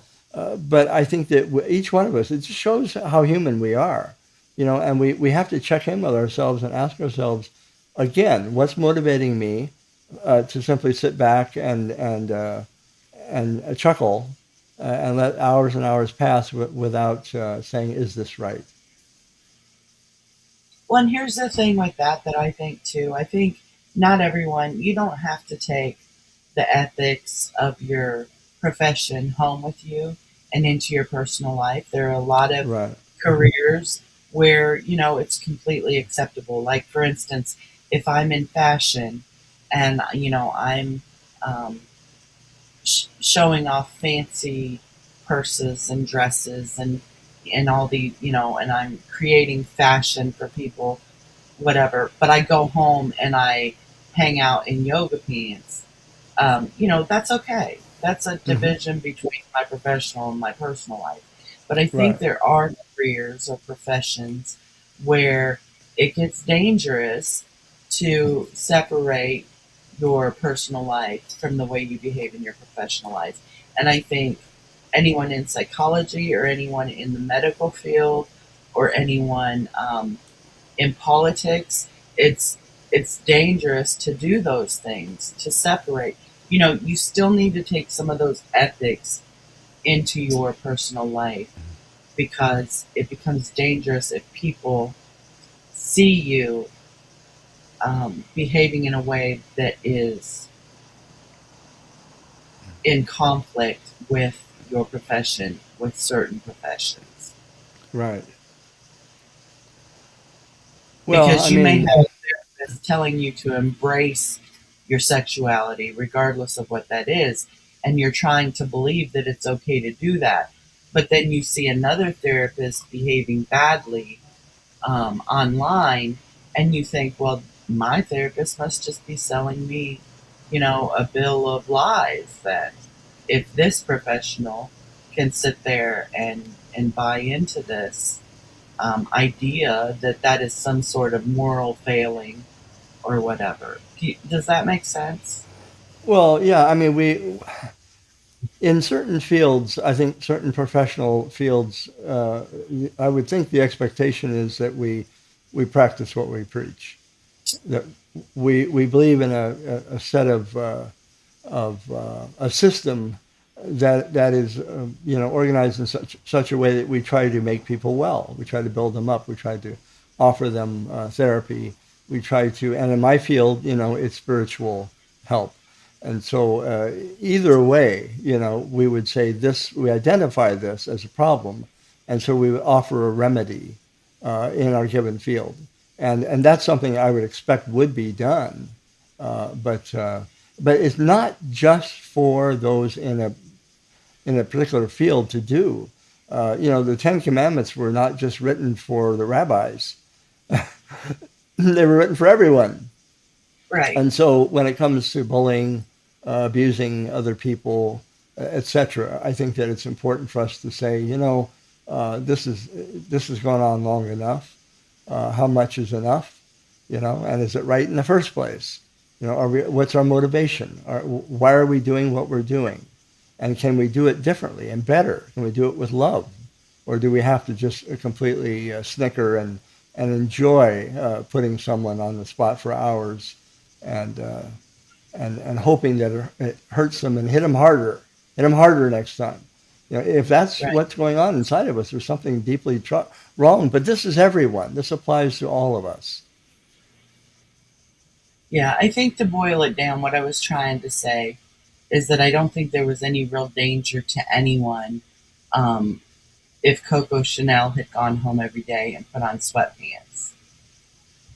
But I think there is a danger to people when it's common knowledge what you do for a living, and Coco Chanel might have been comfortable in her sweatpants, so equivalently, it lets people see that you're comfortable with people being judged and uh, belittled for things that you're telling people in your profession that you know is not right. Okay, I've got to ask you. I have to. I should know. Who's Coco Chanel? She's a fashion icon, Oh, okay, okay. like of the Sorry. Chanel brand, right? I've heard the brand. I didn't know who if that was an owner or okay. Yeah. So, if Coco Chanel went home every day and put on sweatpants because they're comfortable, then I question the therapist who goes home every day and sits with racism and bigotry and all of that and seems comfortable with it. Yeah, that's well, even more so in the field that I was in. I'm retired now, but yeah, you know, when when the guiding light and voice from the faith tradition that I belong to in Christianity is speaking out against those very things, and yet in the midst of that, I fall silent and don't challenge bigotry. What the hell is wrong with me? And what do I truly believe? So, yeah, I think that even more so, uh, there is an expectation, that we'll Right. say something. Exactly. Thank you. Because you just put it so much more succinct. I went on for how many hours just now about it, and and you just summed it up so well. There's the expectation that someone in certain professions doesn't sit comfortably in an atmosphere where that is happening. Right. Yeah. Well, I think I get again, too close. well, and a lot of people have put expectations on me that I thought, well, that really, there aren't 10 commandments for everyone and then 12 for me Right, or 20, right. 25 for me. You're Uh, still human. We all are. yeah. Well, and everyone is really called to live life at a higher level, and it's challenging for everyone. So, yeah, some people should, especially, be setting an example. But really, it doesn't let anyone else off the hook. That's for you to do, not for me. We're all called to do that. I mean, Jesus was especially hard on the scribes and the Pharisees, but he challenged his own disciples to do likewise. Yes, I But agree. I'm glad we were able to just. I mean, don't want to re up the negative energy from last night. But I thought, and I really love his response. I absolutely love the silence. I At the do same too. time, I think the community can certainly, if they want, they can weigh in. And I'm glad this little segment, we're small though we are, I'm glad that we were able to weigh in a little bit. Well, and I think my my hope too for him is that he's not even aware that it occurred at this point. That's possible. I mean, yeah. I there's a lot of Ev- things going on that I miss a lot of stuff. To be honest, Evelyn seems to not be aware, and so I think that's also a good thing. Um, yeah, yeah. so yeah, that would be my hope is that he's not even aware because it doesn't deserve a response. Um, I know I keep saying even if it's true, would it matter? No, it wouldn't. But the thing is, he shouldn't even have to defend whether it's true or not. Right. He said I it, just and anyone who has any yeah. respect for people knows that if he said it's not true, then it's not true. Yeah, and for me, Janie, I to be perfectly to the point, I don't think it had much to do with the issue about being gay or not. I think it had to do with let's go after somebody. It could have been Oh, about how you comb your hair. It could have been about how you dress or what you do for a living. It could be anything. I don't think it right, had anything, and as far as someone's personal belief or sexual preference or any of that stuff, that to me was just a side issue. The fact is, to have an opportunity to go after someone in the way that was done, uh, I think that, as part of the community and not intensely involved as much, but um, I just didn't want to be silent. Again, and I'm not. I think, if anything, if we can all just learn from it, realize that this happened, this actually happened, and yeah, maybe we can find a moment of awakening to the fact that we can do better, we can do far better, and I mean everyone. There's nobody's off the hook on this. Every right, one of us. right. And I think that what it boils down to too is that they found something, or they think they found something that he will react and respond to. And I think that's why the subject is what it is, because that's the one thing that in the Right, past he's shown a reaction or a response to.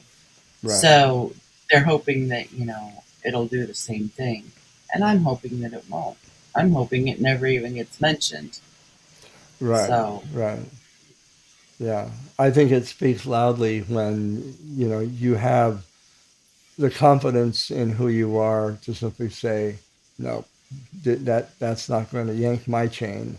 If we end up being yanked by something yanking our chain, that's never good. right. Hi, Phil. Oh, Phil's here.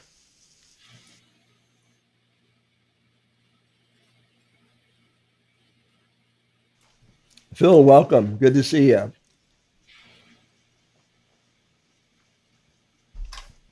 I put some, what do they call it? Hawaiian shaved ice inside this tool here. What is it called? Coldest. It's a water bottle. Which I yeah, I put shaved ice in. I bought this because of a YouTuber by the name of It's Randy's Life. She was talking about the praises of it, and uh, it really is good. I've had it for years, and so anyway, I filled it up with Canadian with Hawaiian shaved ice, and then I poured a couple of Pepsis on top of it. And by golly, it's lasted, and this thing is really well insulated, so it's kept me chilled today. That's Good to good. see you out there, Phil. I love the way you handled that momentary slip of What? your memory, where you were like, "I put it inside this." You were trying to think of the technical term, but then it's a water Yeah, water bottle. Yeah, yeah. bottle. It's I don't know if you. It's pretty well known for. It says the coldest water. It's an insulated bottle, and yeah, it's really cool. It's so well insulated. If you push down this top thing on it, if you have a fizz, carbonated soda in here, then it's just going to come out. The carbonation's got to. Otherwise, it's really sealed up well. Stays cold. Wow, that'd be nice. Yeah, it's a comes in handy in the summer. That would be I w- nice in Texas for sure. oh God, yeah, yeah. I was out working in the backyard trimming limbs. I got a ton of trees in the back, and I was trimming some that were kind of going a little too far over, and uh, so I was getting pretty warmed up. And I thought, okay, take a break. Don't forget how old you are. And I did, and I came in and this saved me. Now, is your Hawaiian ice, Hawaiian shaved ice, is it flavored or is it just the ice? Just the ice. I Oh, okay. bought a couple of those. I don't have them. I used them up, but I had a couple of those bottles of it's The syrup. syrup. Thank you. Yes, and I forget what I had. It was cherry, I think. And so I put that in, and so yeah, I had cherry Coke, but that's been gone. I've got to order some more. I just haven't done it. You know, I love chocolate cherry Coke. Have you Oh ever had it? wow, no. Do you have Sonics up there? I'm not sure. Alexa, do we have a Sonic drive-in in Seattle? I couldn't find one in Seattle, but I found a few options. Sonic Drive-In, 9.2 miles away on 116th Avenue Southeast. Oh, we Sonic do. Drive-In, 9.3 miles away on Okay, Alexa, 116th stop. Avenue South. Yeah, we got. There's a couple of them that are 9 miles from here. Okay, well, if you ever go past it for some reason, I suggest you stop and you get a chocolate cherry Coke. They are Really? so, yes. No, I've never had one. Okay, I'll do that. Sonic. You know, we should have Sonic here because we had a basketball team called the Seattle Supersonics. You know, Yeah. because Boeing builds Sonic planes. But yeah, And if Oklahoma. you're worried about all the sugar that's in the Coke already and then the chocolate, they have a diet cherry Oh that has wow. no sugar in it. So you can say like a chocolate Coke and add diet cherry. So it, Right. it just saves a little on the sugar. When I get Janie. them, Oh, go ahead. yes. Well, I was just going to say when I get them, I don't get chocolate cherry Cokes anymore. I get the zero Sprite with the diet cherry in it. So because I Right. can't have sugar, and that's really good too. But Right. Well, you know, I buy a lot of diet stuff, but ask me if I'm concerned about sugar. are you concerned about sugar? Not at all. I didn't My know body because might be, but I'm not. Sorry. right, right. Well, there was a point when I was pre-diabetic and I wasn't taking it seriously because pre-diabetes doesn't sound as bad as diabetes. Right. When I was pre-diabetic, I wasn't really worried about sugar because when I'd have it, I didn't feel bad. But since I became insulin dependent for my diabetes, if Right. I have sugar uh, and I have too much of it, I feel really bad. Oh yeah, I'm sure. Yeah. So, yeah, my body said, "You're not taking me seriously, so I'm going to start making you feel really bad. Maybe you'll listen to me." Well, I have personally put my pancreas to the test over the course of my life. Pancreas, you know, handles the insulin and etc. So Yeah, darn I, ha- pancreas. I have put it to the maximum test through ice cream and pie and cake and bags of M&Ms. It Yep. just never And you know what stops. the thing is that I wish someone would have told me not everyone's the same. So anyone who has diabetes, please don't think that this is the end all be all. But if Right. someone would have told me that when I wanted to have a sweet treat, um, that if I would have eaten protein before that, like a couple boiled eggs or, something to that effect, and Hmm. gotten that in my stomach before I had some ice cream, that could have helped my blood sugar problems, I would have appreciated that. Hmm. Yeah. If it just meant And I find now that if I am craving a sweet treat, and I eat like two boiled eggs, wait about 15-20 minutes, then have my sweet treat, I do not get that blood sugar spike like I do if I Oh eat it yeah. on an You know who I um blame? You know who I blame for the whole sugar thing in my family? who? My grandmother. My grandmother was famous for making fudge, chocolate fudge, and brownies, and Right. other things. And so I put the blame solidly where it belongs with grandma. Well, that makes sense though because our grandparents, it was Right? pretty much a staple when they Yeah, were younger and raising their family that they ate their meal and then they had dessert afterwards. Somewhere exactly. along the line, we started just having dessert by itself. We didn't eat a meal before it. Well, But it wait a minute makes now. sense. Is there a problem with that? Well, it makes sense why diabetes is more prevalent now Right, because, right, we're just like, uh, any time is a good time for cake, right? Where before we'd have right. a slice of cake after the meal, after we had gotten protein in our system, whether that True, was true. beans and cornbread or whether it was ham and eggs or whatever, you'd get your sweet treat at the end of it. Yeah, You didn't eat as much of the sweet treat because your stomach was already pretty much full, and you had the protein in your system to slow down the glucose response.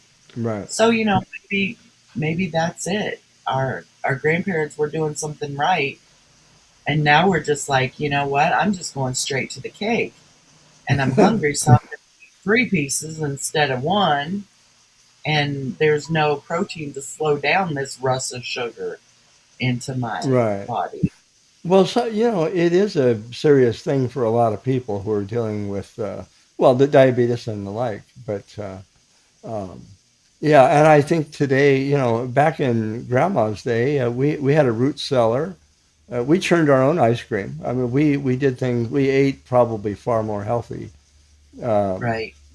we just didn't have to worry about chemical dyes, chemical food coloring and things like that. But um I grew up in Nebraska, so we had lots of, you know, beef and things right out of the garden. And yeah, I think that, you kind of grew your own food to some extent uh, Yeah, you had for more people. control over the ingredients that went into what you were Right, eating. Have you right. seen how many ingredients there are in bread now? Oh, If yeah. you make your own bread, there's what, three or four ingredients? You got some Yeah, flour, just two or three. some Yeah, warm water, and you're ready. Maybe a pinch of salt. that's right. Uh, it didn't last as long. A lot of the stuff they put in bread now is because they wanted to have a shelf life. Exactly. But people just made it as they ate it, so you didn't Hmm. always have to have bread on meat. But yeah, um, Right, a lot changed when that became more commonplace. right. Well, and food is an industry, and as being an industry, it's a for-profit industry, and wherever you have profit, you have people who aren't as concerned about your and my health and more about their pocketbook. Yeah, yeah. I mean, the most But I've precious been life. trying to find, Yeah, I've been go ahead. trying to find a bread that I can eat, and it's nearly impossible.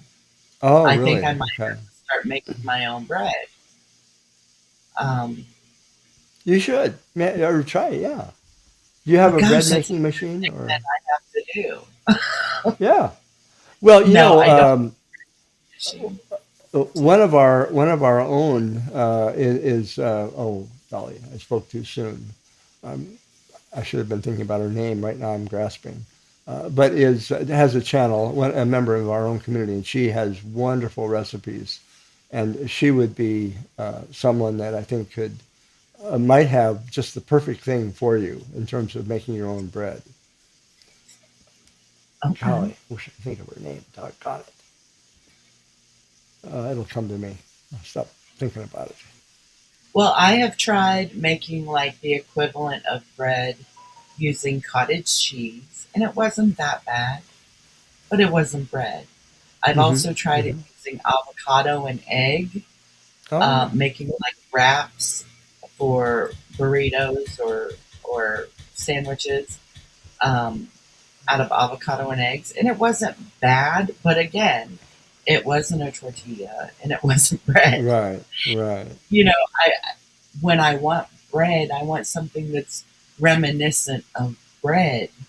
Yeah, yeah. So, I'm getting down to the point where I'm like, am I gonna have to order myself some 100% whole wheat flour and start making my own bread? I may have to do that. Well, and we're living. One of the good things about in the information age, there's a lot of information out there, and a lot of people are asking the same questions that you are. Is it reasonable for me to make a small quantity of this or that, and it be the result being something I can eat that's healthy? Right. Yeah. The one recipe I still haven't tried that I'm gonna give a shot is lentil bread. You can apparently make a Oh, bread really?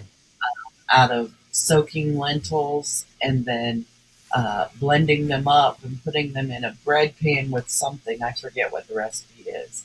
But at any rate, Oh, I'm going to give that one a shot too. I've tried the cottage cheese, I've tried the avocado. They're both good, but they are not bread in any sense of the word. So I'm going to oh, give lentil bread a try yeah. and just see. I just typed in the name of Angela Critters. She's the one I was thinking of that she does recipes all the time. It's actually wonderful. Have you ever been to her channel? Have you seen it? Hmm. Yeah, yeah. I, She would. I was in the middle of a drink of coffee. Well, she might have just what you're looking for, or know where to point you in the right direction. She knows her way around the kitchen, uh, and she's really helped me. She has simplified things in such a way that even a person like myself can actually do things. And I Yeah. would be, yeah, she probably has a recipe for healthy bread, I Well, would I think. have high hopes for lentil bread simply because lentils do have the carbs in them. Hmm. They're good carbs, of course. You get to to take off all the some of the numbers of the carbs that count because Right. the carbs are in the form of fiber. So, say something says it has 35 grams of carbs and 10 grams of fiber, then Hmm. it really only has a net carb of 25 grams because you're allowed to subtract the amount of fiber from the carbs. Okay. And that's how carb math works. So I know Okay. that lentils, while they have carbs in them, may be more like bread because that starchy carb consistency, whereas cottage cheese and avocado don't really have that carby starchiness to them. So Right. I'm hopeful for lentil bread. Yeah. Yeah. Well, it's worth a shot. I mean, bread is one of those staples, right? I mean, well, potatoes, of course, but now I'm more of a rice person. When it comes to starches, rice is my go-to choice. Um, Yeah. there's a lot of carbs in it, I'm sure, but I think it's a little better than potato starches, but I could be wrong. Well, I, here's I'd go another for thing I've been hearing, and I'm going to try it. I was actually going to approach RC and ask him because me doing it by myself isn't a good indicator of how it actually works. I would Mhm. like to get, as many people who have diabetes as possible to try this and measure their blood sugar after eating potatoes and then measure their blood sugar after eating potatoes that have been refrigerated. So Oh, here's yeah. what I've heard is that if you make potatoes or you make rice and after you make it, you refrigerate it Mhm. and then it's been refrigerated for I don't know 6 or so hours. It changes the starch in it to starch resistant carbs, Oh, okay. and then it lowers the glycemic index of the potatoes or the rice, even if you reheat it. Right. And you can do the same thing with some breads. If you freeze the bread before you eat it, Right. um, it causes the starch resistant carbs again. But I've like I heard of said, that. doing Yeah. yeah, so I'd like to get a few people who I know have blood sugar issues, Hmm. and all of us try it, um, and just That would kind of be let each good. other Yeah. know. Yeah. So yeah, That would be worthwhile. Can you see my new friend here in the picture? Put your head up, yes. Fluffy. Yeah, she just up Hi, here. Look. Fluffy, Hi. Fluffy. Hey, Oh, Fluffy. Smile. can't hear me. You have headphones on. Right. Well, yeah, everyone, food, it's, we got to have it to live, and yet it can be our worst enemy. All depending, people try their best. I admire people because, yeah, it's very challenging. And, w- we can't stop eating, we would die. But, sometimes people have to really deal with issues their body is telling them, okay, I can't have this, I can't have that. And it can be very challenging to find out what can you have. I like to eat until I'm full, and then Janie just eat a little bit more. As a Well, joke. it depends how good the food is. There's some food Right, that I can eat, just until I'm satiated. But there are other foods that I right. will purposely continue to eat, even at the point of feeling sick. Oh yeah, yeah, yeah, yeah. But that Yeah, comes from 7 million years of evolution when we would have to haul down the brontosaurus, and we would say, okay, we may not catch another one for a couple of months, so let's really fill our bellies up. I think that's still part of our our eating repertoire. yeah. Well, plus, you know what? Um, as someone who has suffered through poverty several times in my life, Yeah.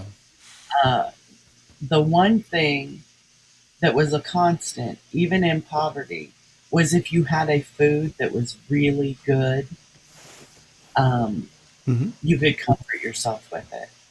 Oh, Now, you absolutely. may not have had it very often, Right. but when you had, kind of that, what do they call it? Um, feast or famine. Yeah. When you could have it, when it was in the house because you could afford it, it was time to feast. You Right. know, and because you didn't know how long the famine was going to last. Right. I read something not too long ago about back in the day when, like, I had actually in my family people who did trapping, or trappers. Well, at least one. And, it wouldn't be something I felt I would feel necessarily called to do, but, uh, and they would bring in what they trapped and sell it and make a living that way. But when they were trying to survive, they might be in the winter, right, doing the trapping. A lot of Hmm. people die with a full belly, and I didn't understand what that meant. But apparently, you know, uh, one of the things that seems to be abundant in the winter is rabbits. Bears have gone into hibernation. Certain other animals aren't available, but rabbits seem to be readily available. Rabbits are very lean meat, and what I didn't realize, if it's true, what I heard, was that a lot of the other animals, venison and whatnot, that would have a higher fat content, is absolutely essential to your body's capacity to function. You need some gristle, you need some fat, you got to have lard, you got to have a little bit of it, some of it. And some of these people died with full bellies and their body was not absorbing. Uh, Yes, Somehow the proper yes, balance it's was not those fat soluble vitamins and right. minerals. Yes. When I was into watching that reality show called Alone, Hmm. that was one of the biggest things when they would be surviving through the winter Oh, that could get them pulled from the show is if they weren't getting enough fat and they were eating a lot of rabbit. If they were not getting yeah, enough fat, they would pull them from the show because they were on the verge of death. exactly. Yeah. I didn't know that until Of course, Now, in the summer times, they were getting plenty of fat because they were eating, they were fishing and eating like other things and stuff, but with lots of good fats in them. But right. yeah, Yeah, fish are excellent. I bought a couple of Atlantic salmon recently, and I haven't had. I used to have salmon a lot. We have salmon pretty common here, and boy, was it good! Oh my goodness, and good for so you. yeah, RC said the cooling process. He googled it. The cooling process triggers starch retrogradation, which converts some of the Ah, digestible starches into resistant starch. So RC, yeah, I that's what I've been studying, but I've seen a lot of people say that their body doesn't, that it's a lie, it doesn't work that way. And then I've seen other people say that it does work, which, different people have different bodies. But that's why I wanted to ask some people that I know have problems with blood sugar regulation to try it with me so that I know if my results are really true. I know we're not all going to be the same, but I was thinking like if we one day just eat a slice of whole wheat bread or whatever, an hour later test our blood sugar, but then the next day eat a slice of whole wheat bread that's been frozen overnight hmm and let it thaw, and then test our blood sugar an hour later. It gives us a more reliable um, answer to right. whether it really works or not. But this is good news because if it does work, you know what I can start eating that I've been avoiding? What? Potato salad because you refrigerate the Oh, potato. yeah, that's right. That's I've right. been I've been avoiding all potatoes because potatoes have a terrible effect on my blood sugar.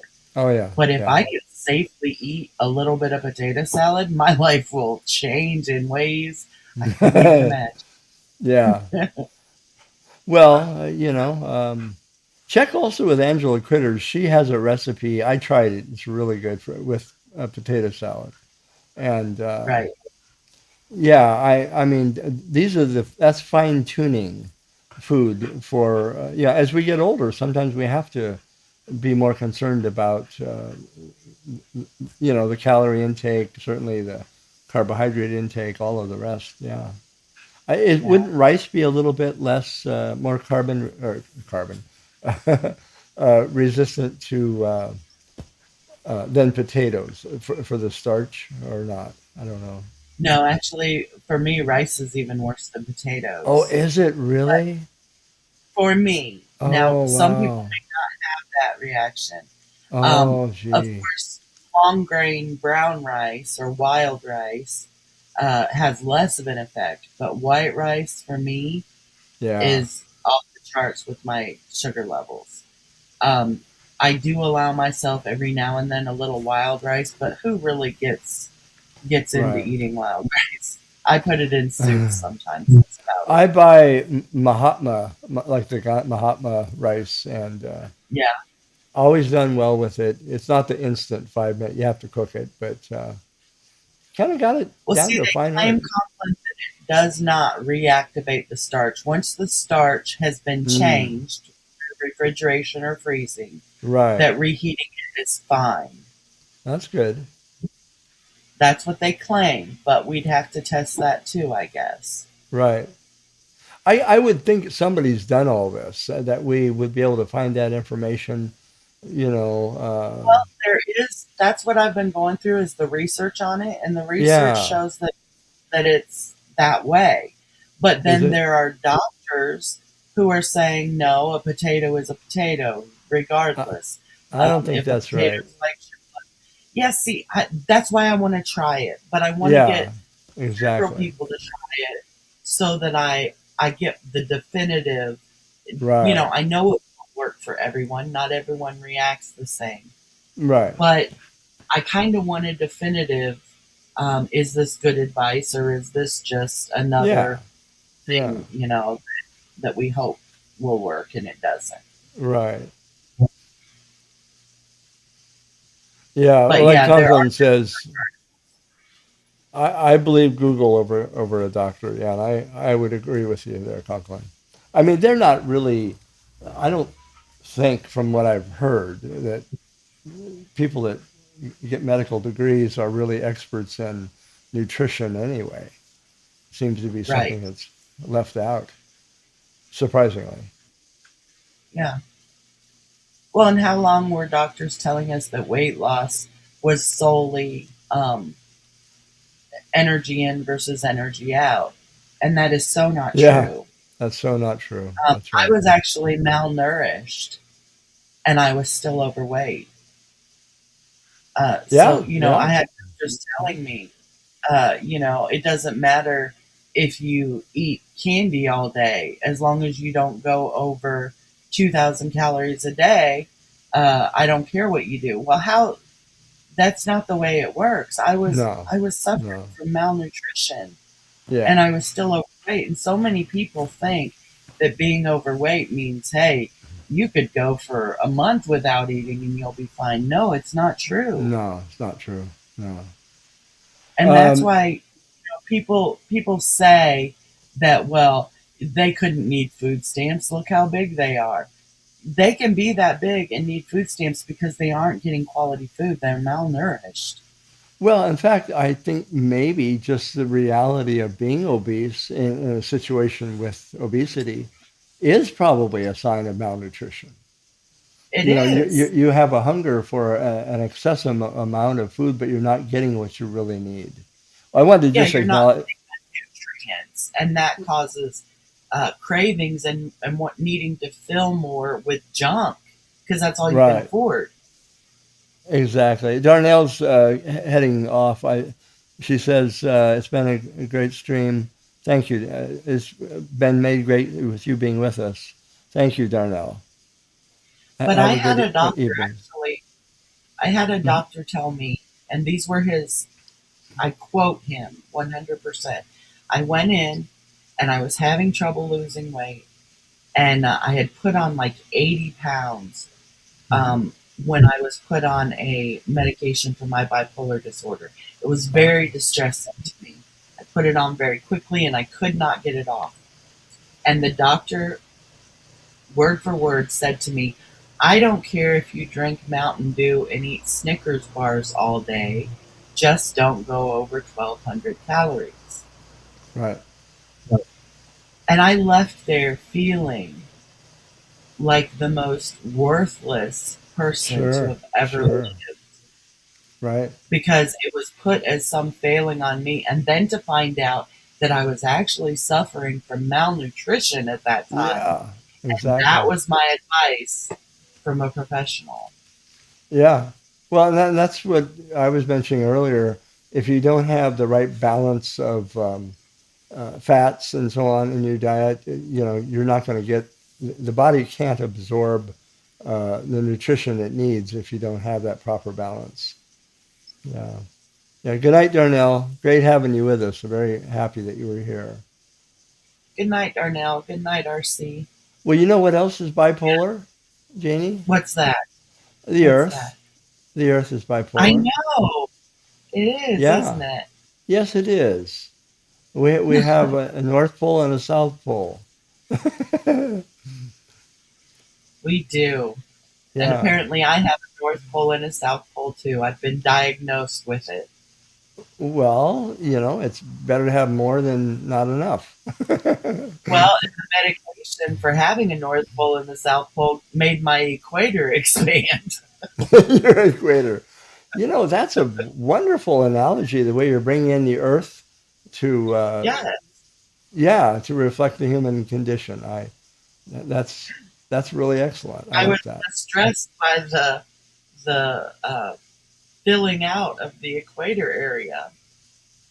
Yes, that's right. Yeah, and the belly is usually hotter than the other parts of the body. Yeah, you know. You know, I get a lot of rain up here on my forehead when I work hard. Well, we call it sweat, but we got a rain up north here in Seattle too, so it all pretty much works out the same way.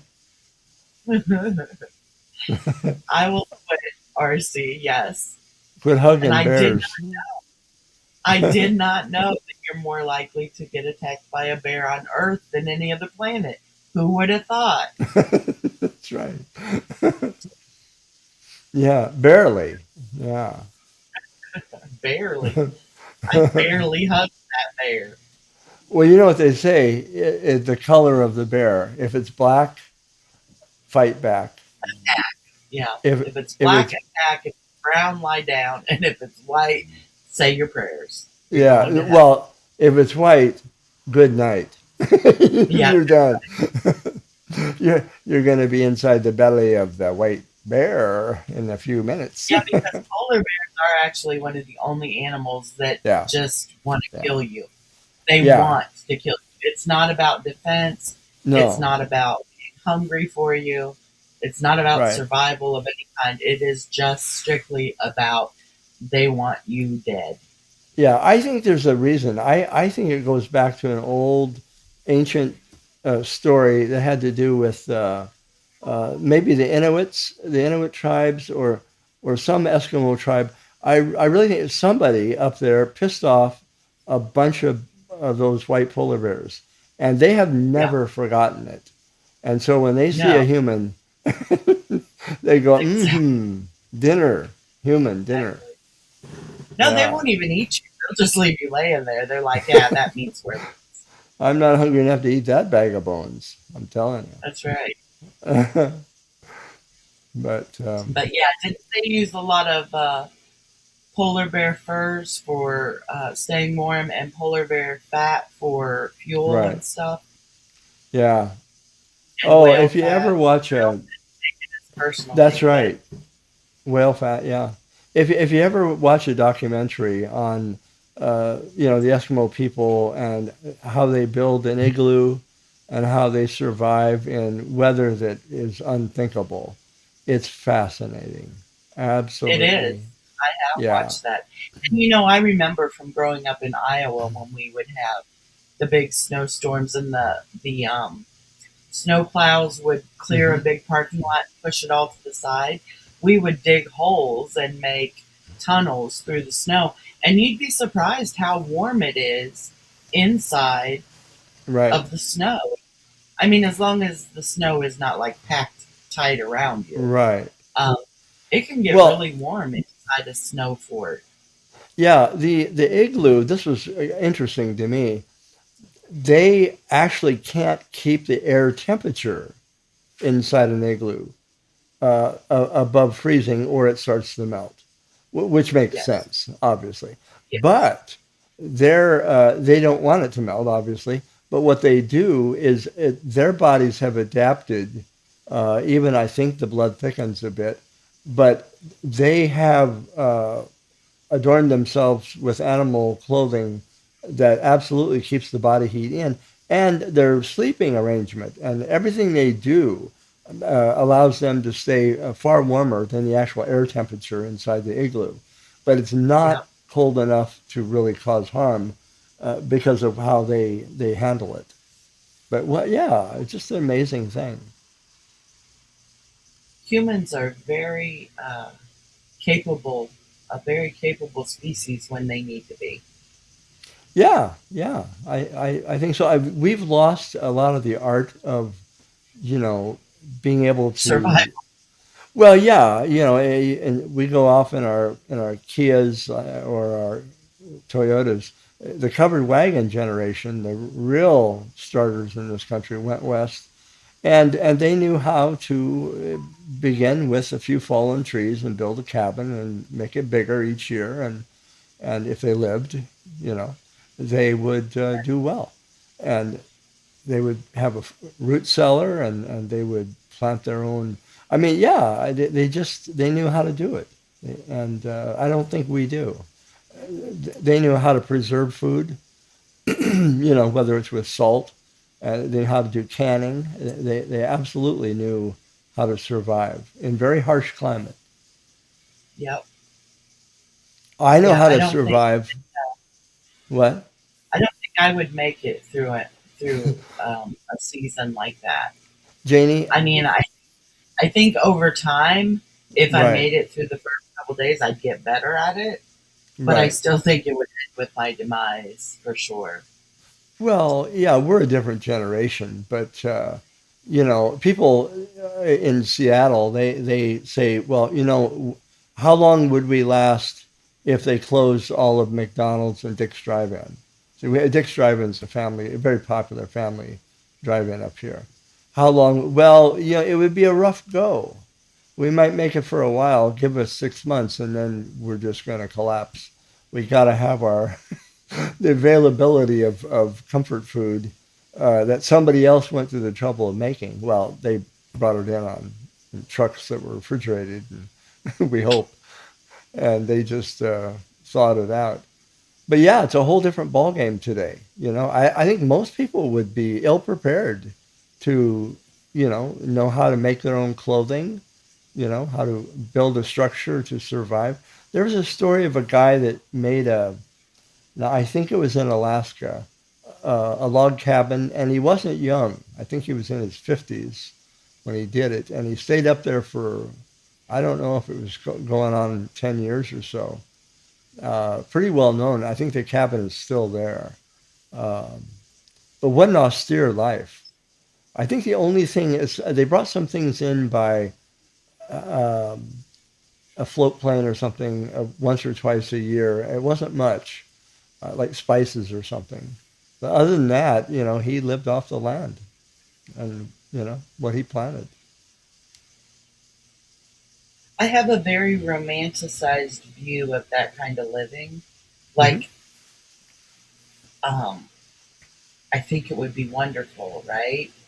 But then I really start thinking about how your entire day would be about survival, Yeah, not yeah, about uh, filling time, not about finding something to entertain you for a little bit, not about self care or pampering yourself at any time or choosing what you were going to eat, not about right. decisions and choices and all that, but literally about survival from the time you wake up until the time you lay your tired head down at night.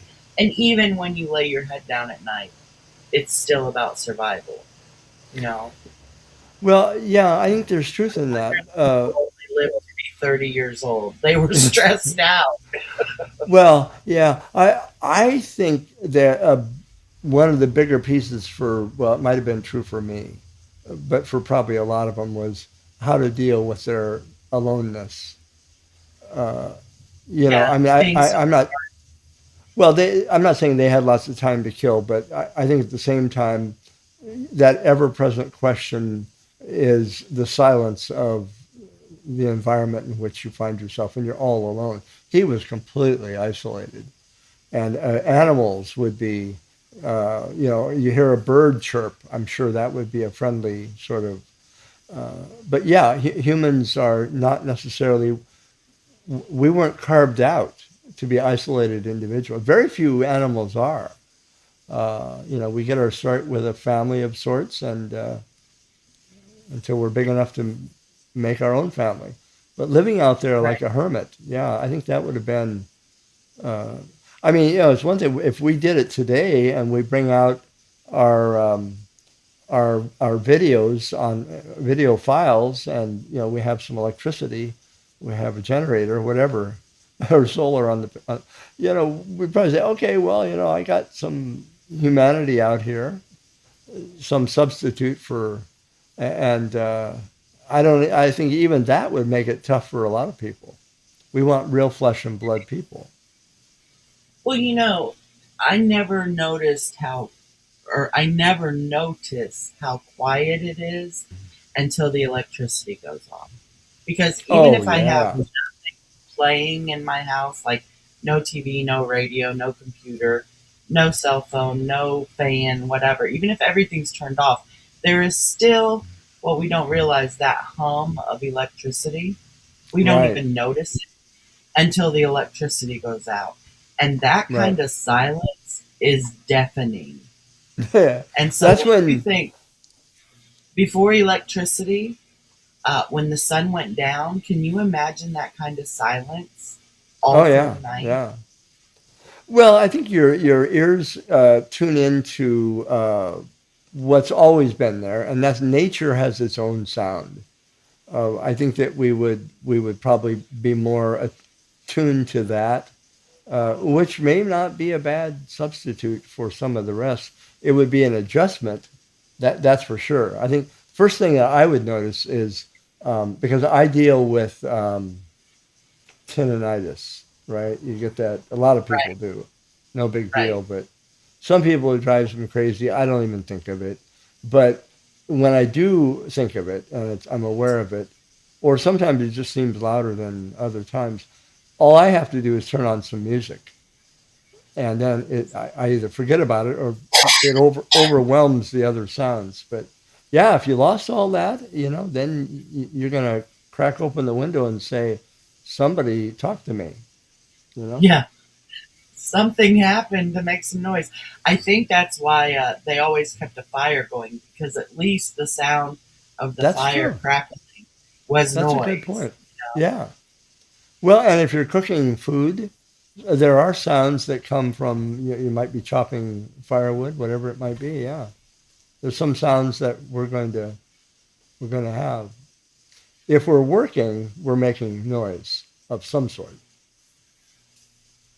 Yeah, probably. I can't handle like real silence at night. In the middle of the night, if the electricity is off, I can't sleep. A lot of people think, "Oh, that's the perfect time to sleep."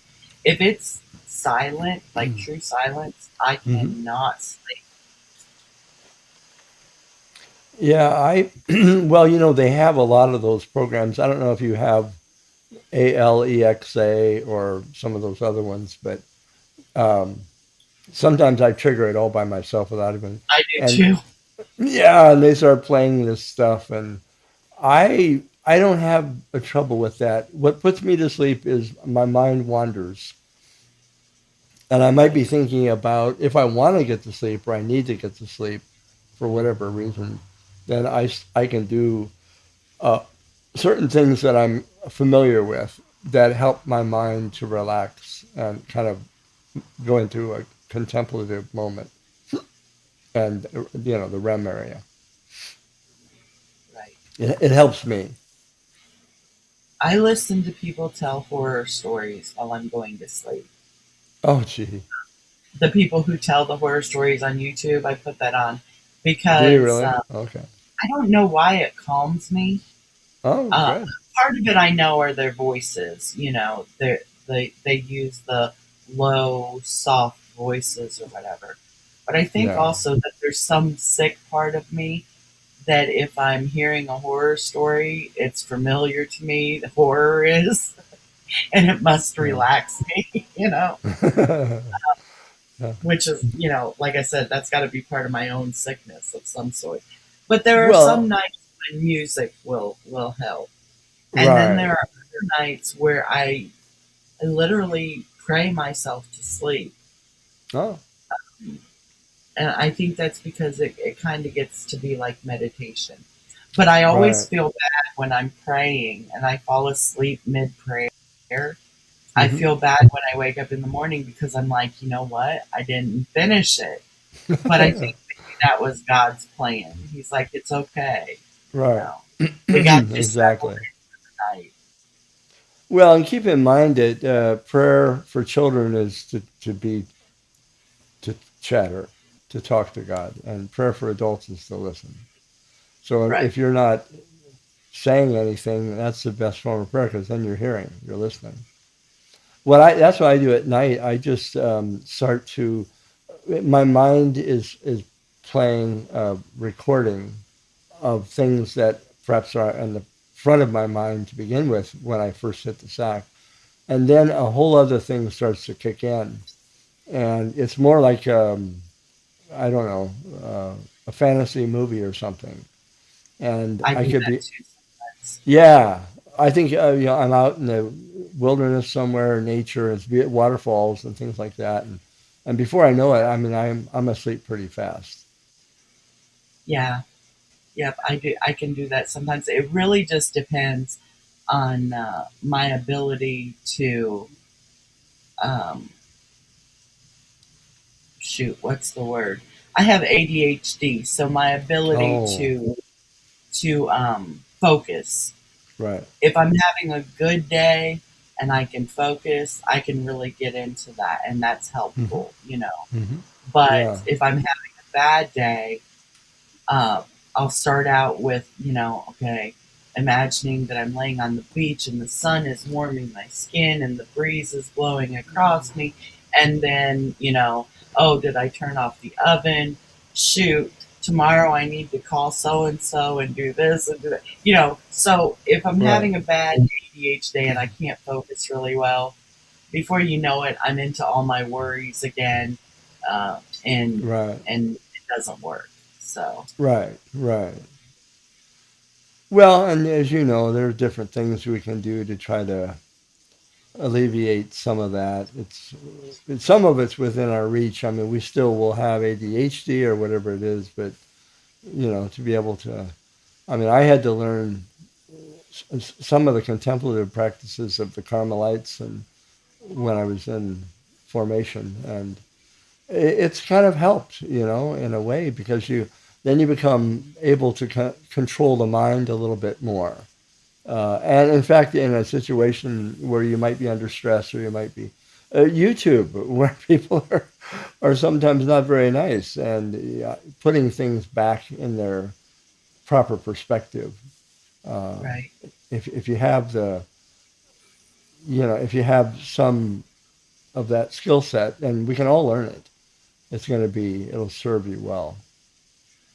Well, can I share something with you? Yeah, please. This is, something personal. Probably doesn't need to be said, but I just feel compelled to share it right now. Sleep has not always been a wonderful thing for me. Okay. Growing up, I had a lot of issues around sleep.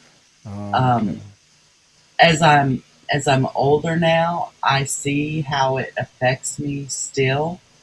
Hmm. Most people, I think, sleep feels safe to them.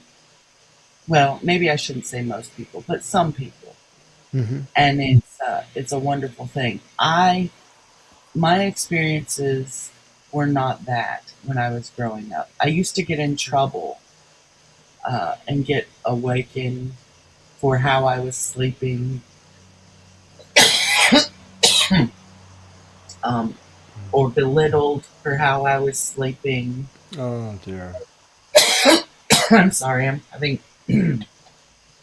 uh, so yeah, like awoken out of a dead sleep to being yelled at, things like that. So sleep never felt safe to me, Yeah. and I'm Yeah. very I'm jumpy. I can't think of the technical term I want for it, but very jumpy when I'm kind of in that place between awake and asleep.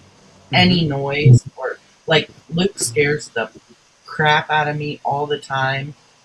When he like checks on me or something, he'll come in quietly because he doesn't want to wake me up. But he'll check on me, to cover me or do whatever. And it's done out of love and out of kindness, but Right. it shoots me out of my sleep. My heart is racing. I mean,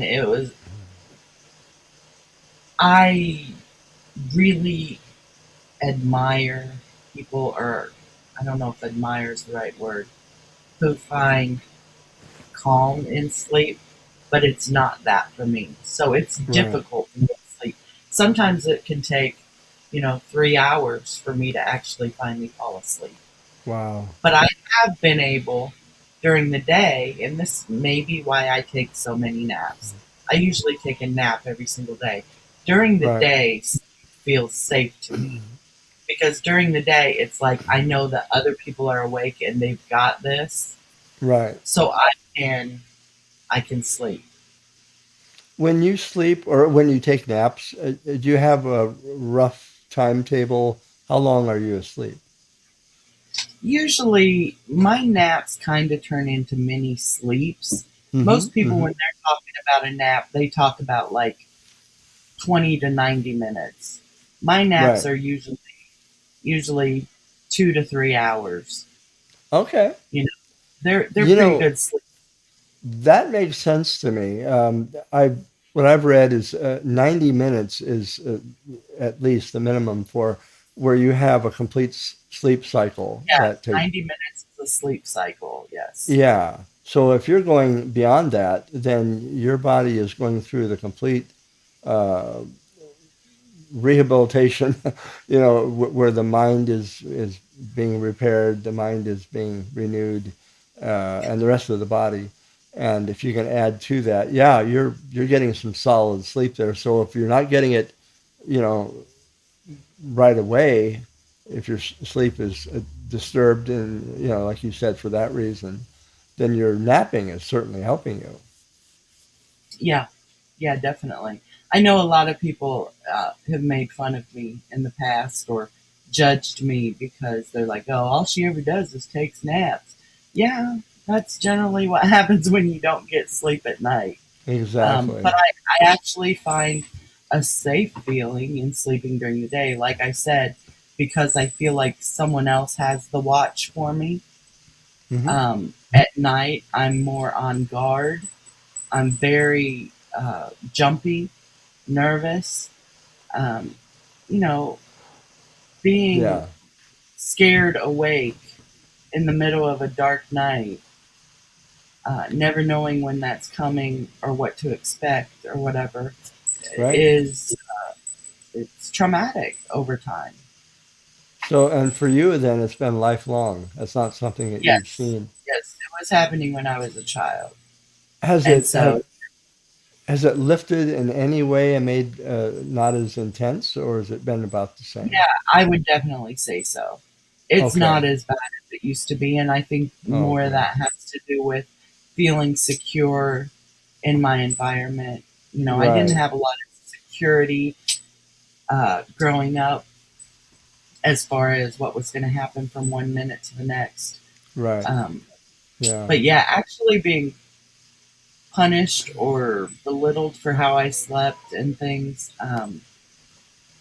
that's hard. And Yeah.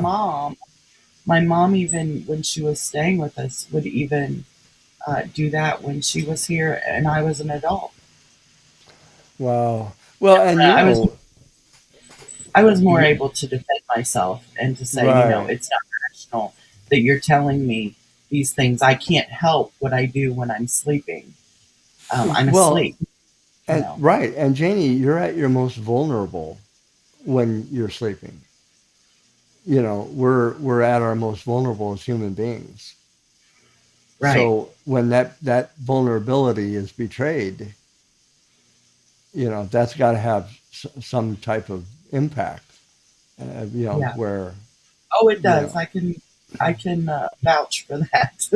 so your sleep pattern could be probably, I guess one way of putting it would be on edge, because like, what's going to happen next? You're falling asleep. Well, quite often what happens is you're awakened, and not in a pleasant way at all.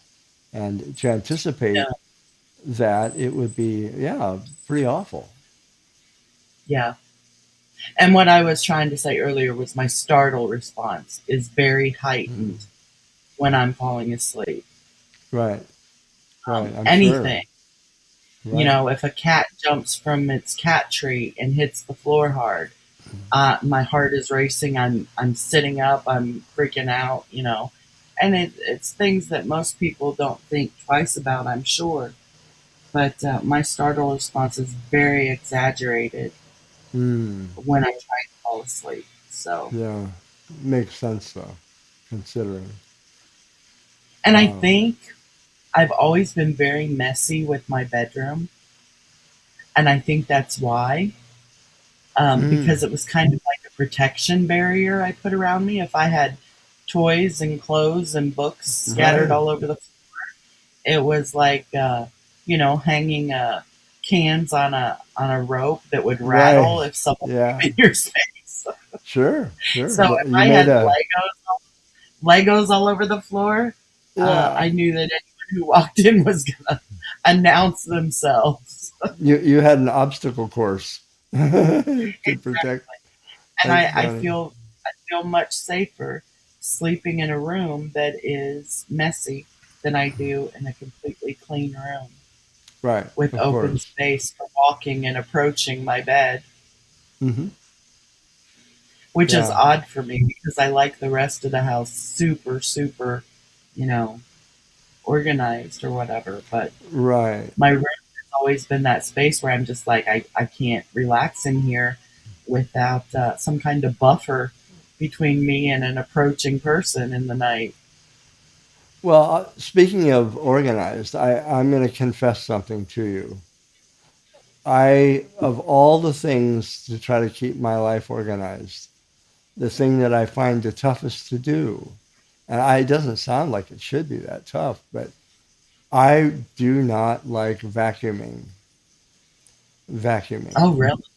Yeah, That's it's one like of my favorite things in the I'll world. wash dishes, I'll shampoo a carpet, I'll do anything, but I don't know why. Maybe because you have to get under all kinds of stuff, and I've got a bit of a maze of a house anyway. But so here's what I did.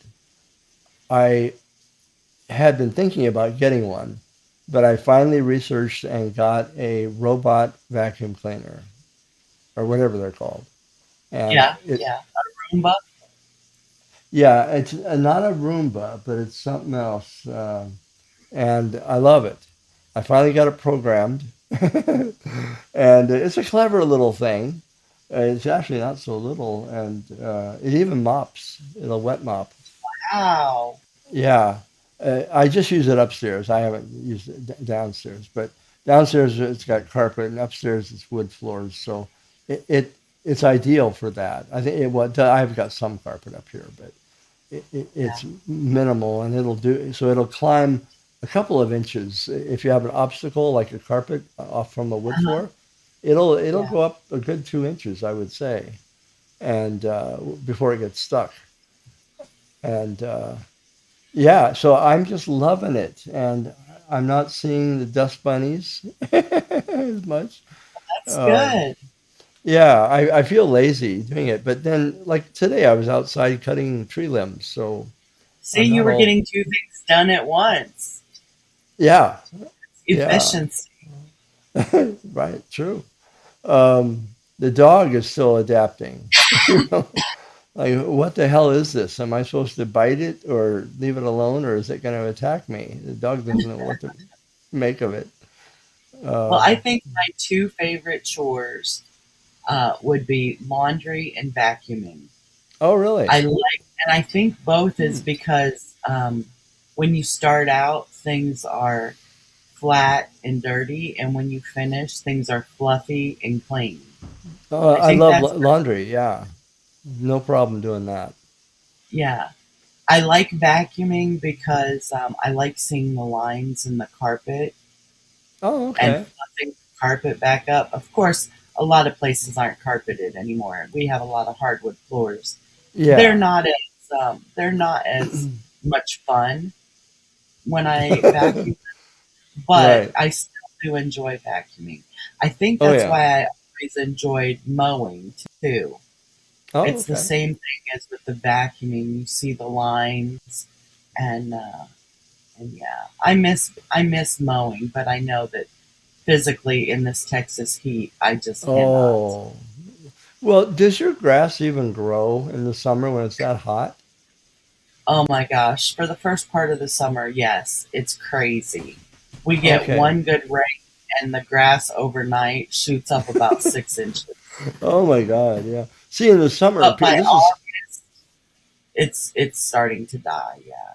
Oh, okay. See, the microclimate here in the Northwest in Seattle is this would be surprising probably for most people. We leave people the impression it's rainy all the time. It's not. In the summer, we have a natural drought. Every summer, we get very little rain. So we can go a couple of months without any rain at all easily. Or if there's any, it's just, barely noticeable. So yeah, our grass gets gray or whatever you call it. It seems to die out. Yellow, brown, whatever. Yeah, brown. Yeah, but I've been throwing water on, trying to keep it alive and keep it green, and I'm it's sort of half and half. I'm I'm doing my best. The birds are happy when I turn the sprinkler on, but Yeah, we Yeah. just don't we don't get winter or summer rain. We have less rainfall than any city you choose to mention on the East Coast. They have more per annum than we do out here. Well, usually the last time my lawn service mows my yard each year is usually the end of October or the first part of November. So it's Oh, okay. quite a long season. But from August to probably that last mow in November, early November or late October, they can get by with maybe twice a month. Oh, okay. Whereas right now, like since we've still been getting some rain, which isn't usual for us, it needs it every week because one good rain and the Right. grass just shoots up overnight. It's Isn't crazy. that something? Yeah. Yeah. I haven't cut the grass for probably a month here. It's been, and Oh, we're really? just, yeah, not even mid-July, almost mid-July, but yeah, I think June, it can be wet in June, but yeah, no, I won't cut the grass again until September, probably, at least, maybe even later. Huh. And Well, then that in the I think winter, that's it doesn't, nice yeah, when that happens myself. It saves me money right. when we don't get rain. We get, I mean, we can get snow in the mountains, but that we rely on that the snowpack for our water, for the aquifers, and that's where our source of water comes from the mountains. Mountain snow that accumulates in the winter that will carry us all the way through the summer, which it usually always Right. does. I usually have 3 to 4 months a year where I don't have to pay for lawn care. Where Oh, there's no okay, mowing. right, It's not a short period of time. I mean, it's not a long period of time. Most places, you start mowing in late April, early May, and you're done with it by yeah, September. But right. here, gosh, like I said, sometimes clear up into the beginning of November, we still have to get Hmm. and then it starts again in March when we start getting Right. a lot of rain. So you don't get much So moisture over the winter? we do, yes. We Oh, get a lot of rain in the winter months, but because it's usually colder, the grass doesn't really grow. it's the cold. Okay. Thank you. Yeah. Yeah. Okay. Yeah. That's Yeah. And what, here lately, yeah. it's been seriously cold down here. Like, Really? you know, Okay. yeah. Well, yeah, it certainly makes a whole lot of difference. People are surprised that you can come to Seattle and be guaranteed, as long as it's summer, you'll be guaranteed pretty much all sunshine, blue skies. It'll be really nice this summer. The winter Yeah, I can be a think different that's, matter, but yeah, during the winter here, we're almost always getting rain. hmm, But we need it. It needs to build up the ponds and the lakes and the streams and all that again yeah, so that, exactly. it can get us through most of the year without being in too much of a drought. Hmm. Right. Well, Janie, I really appreciate your being up here tonight. I was hoping someone would come up because the topic I didn't know if I'd be just addressing it by myself, which would be fine, but I just wanted to chime in. I don't know if anybody will be responding to it. Probably not, which doesn't matter to me either way. It's fine. But Yeah. it life is about reflection. Without reflection, we pretty much stagnate. Reflection is another word for, I think, just becoming awake and alert and making choices that are better and better, and we grow. And by the time we finish our life, we're grown-ups. Hopefully, that's the idea. Um, so, it'd be nice to see an evolution going on where, this community is getting more mature. Right. That would be my I hope. have to admit, I have to admit that I enjoy a good poke and fun at someone. Hmm. Um, I don't enjoy it all the time, but it can be playful and it can be fun for a little bit. I don't foresee any kind of thing where I could do that for 5 hours. I really don't. But Well, that's me. I jump from subject to subject and topic to right. topic, and uh, If it's in good spirit, that look, I mean, all humor, I'm sure, pretty much by any comedian, is self-depreciating. There's always that element. If we can laugh at ourselves a little bit, but the distinction that I've heard made, which I like, is is your humor aimed hitting down, or is it aiming up? Are you uplifting, or are you hitting someone who's down? And that's the right. humor that I think would be more toxic that I was witnessing the other night. But yeah, I think that we have to be big enough and healthy enough to be able to examine ourselves and don't take ourselves quite so seriously. All of that, being able to laugh with and uh, alongside people is a good thing, as opposed to laughing at someone, uh, Right. aiming the, aiming downward, which hurts them. Yeah, there's a whole difference. Yeah, I agree. But yeah, I'm gonna let you go because we're both starting to get our dry cough from all this humidity Yeah. we like talking so much.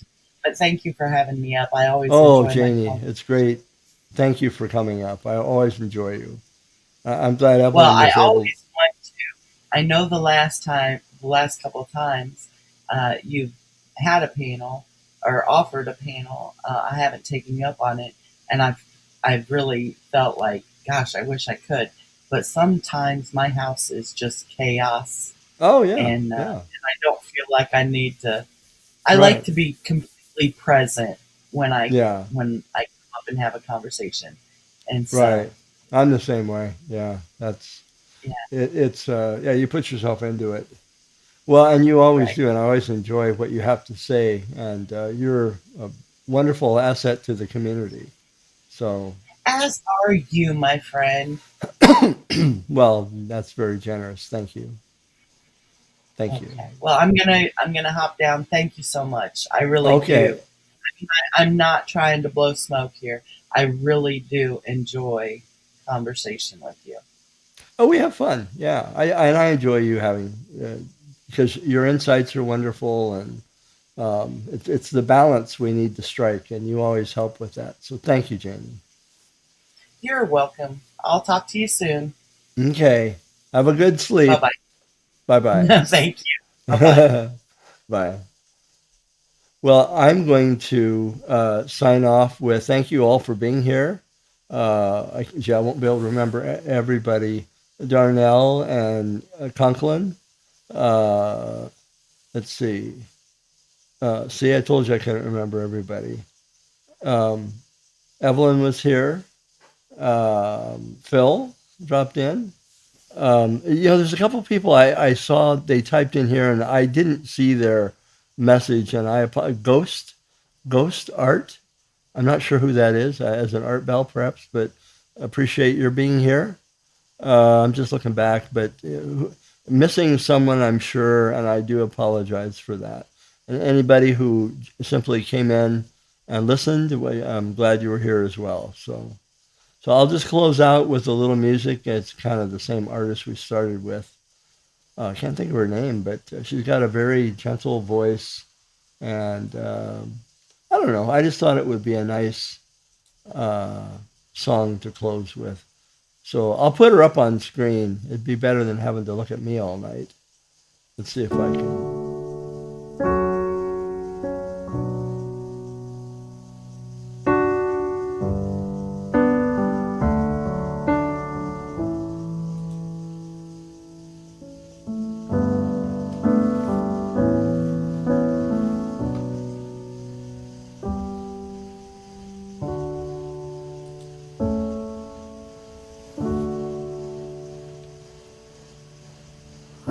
Wise men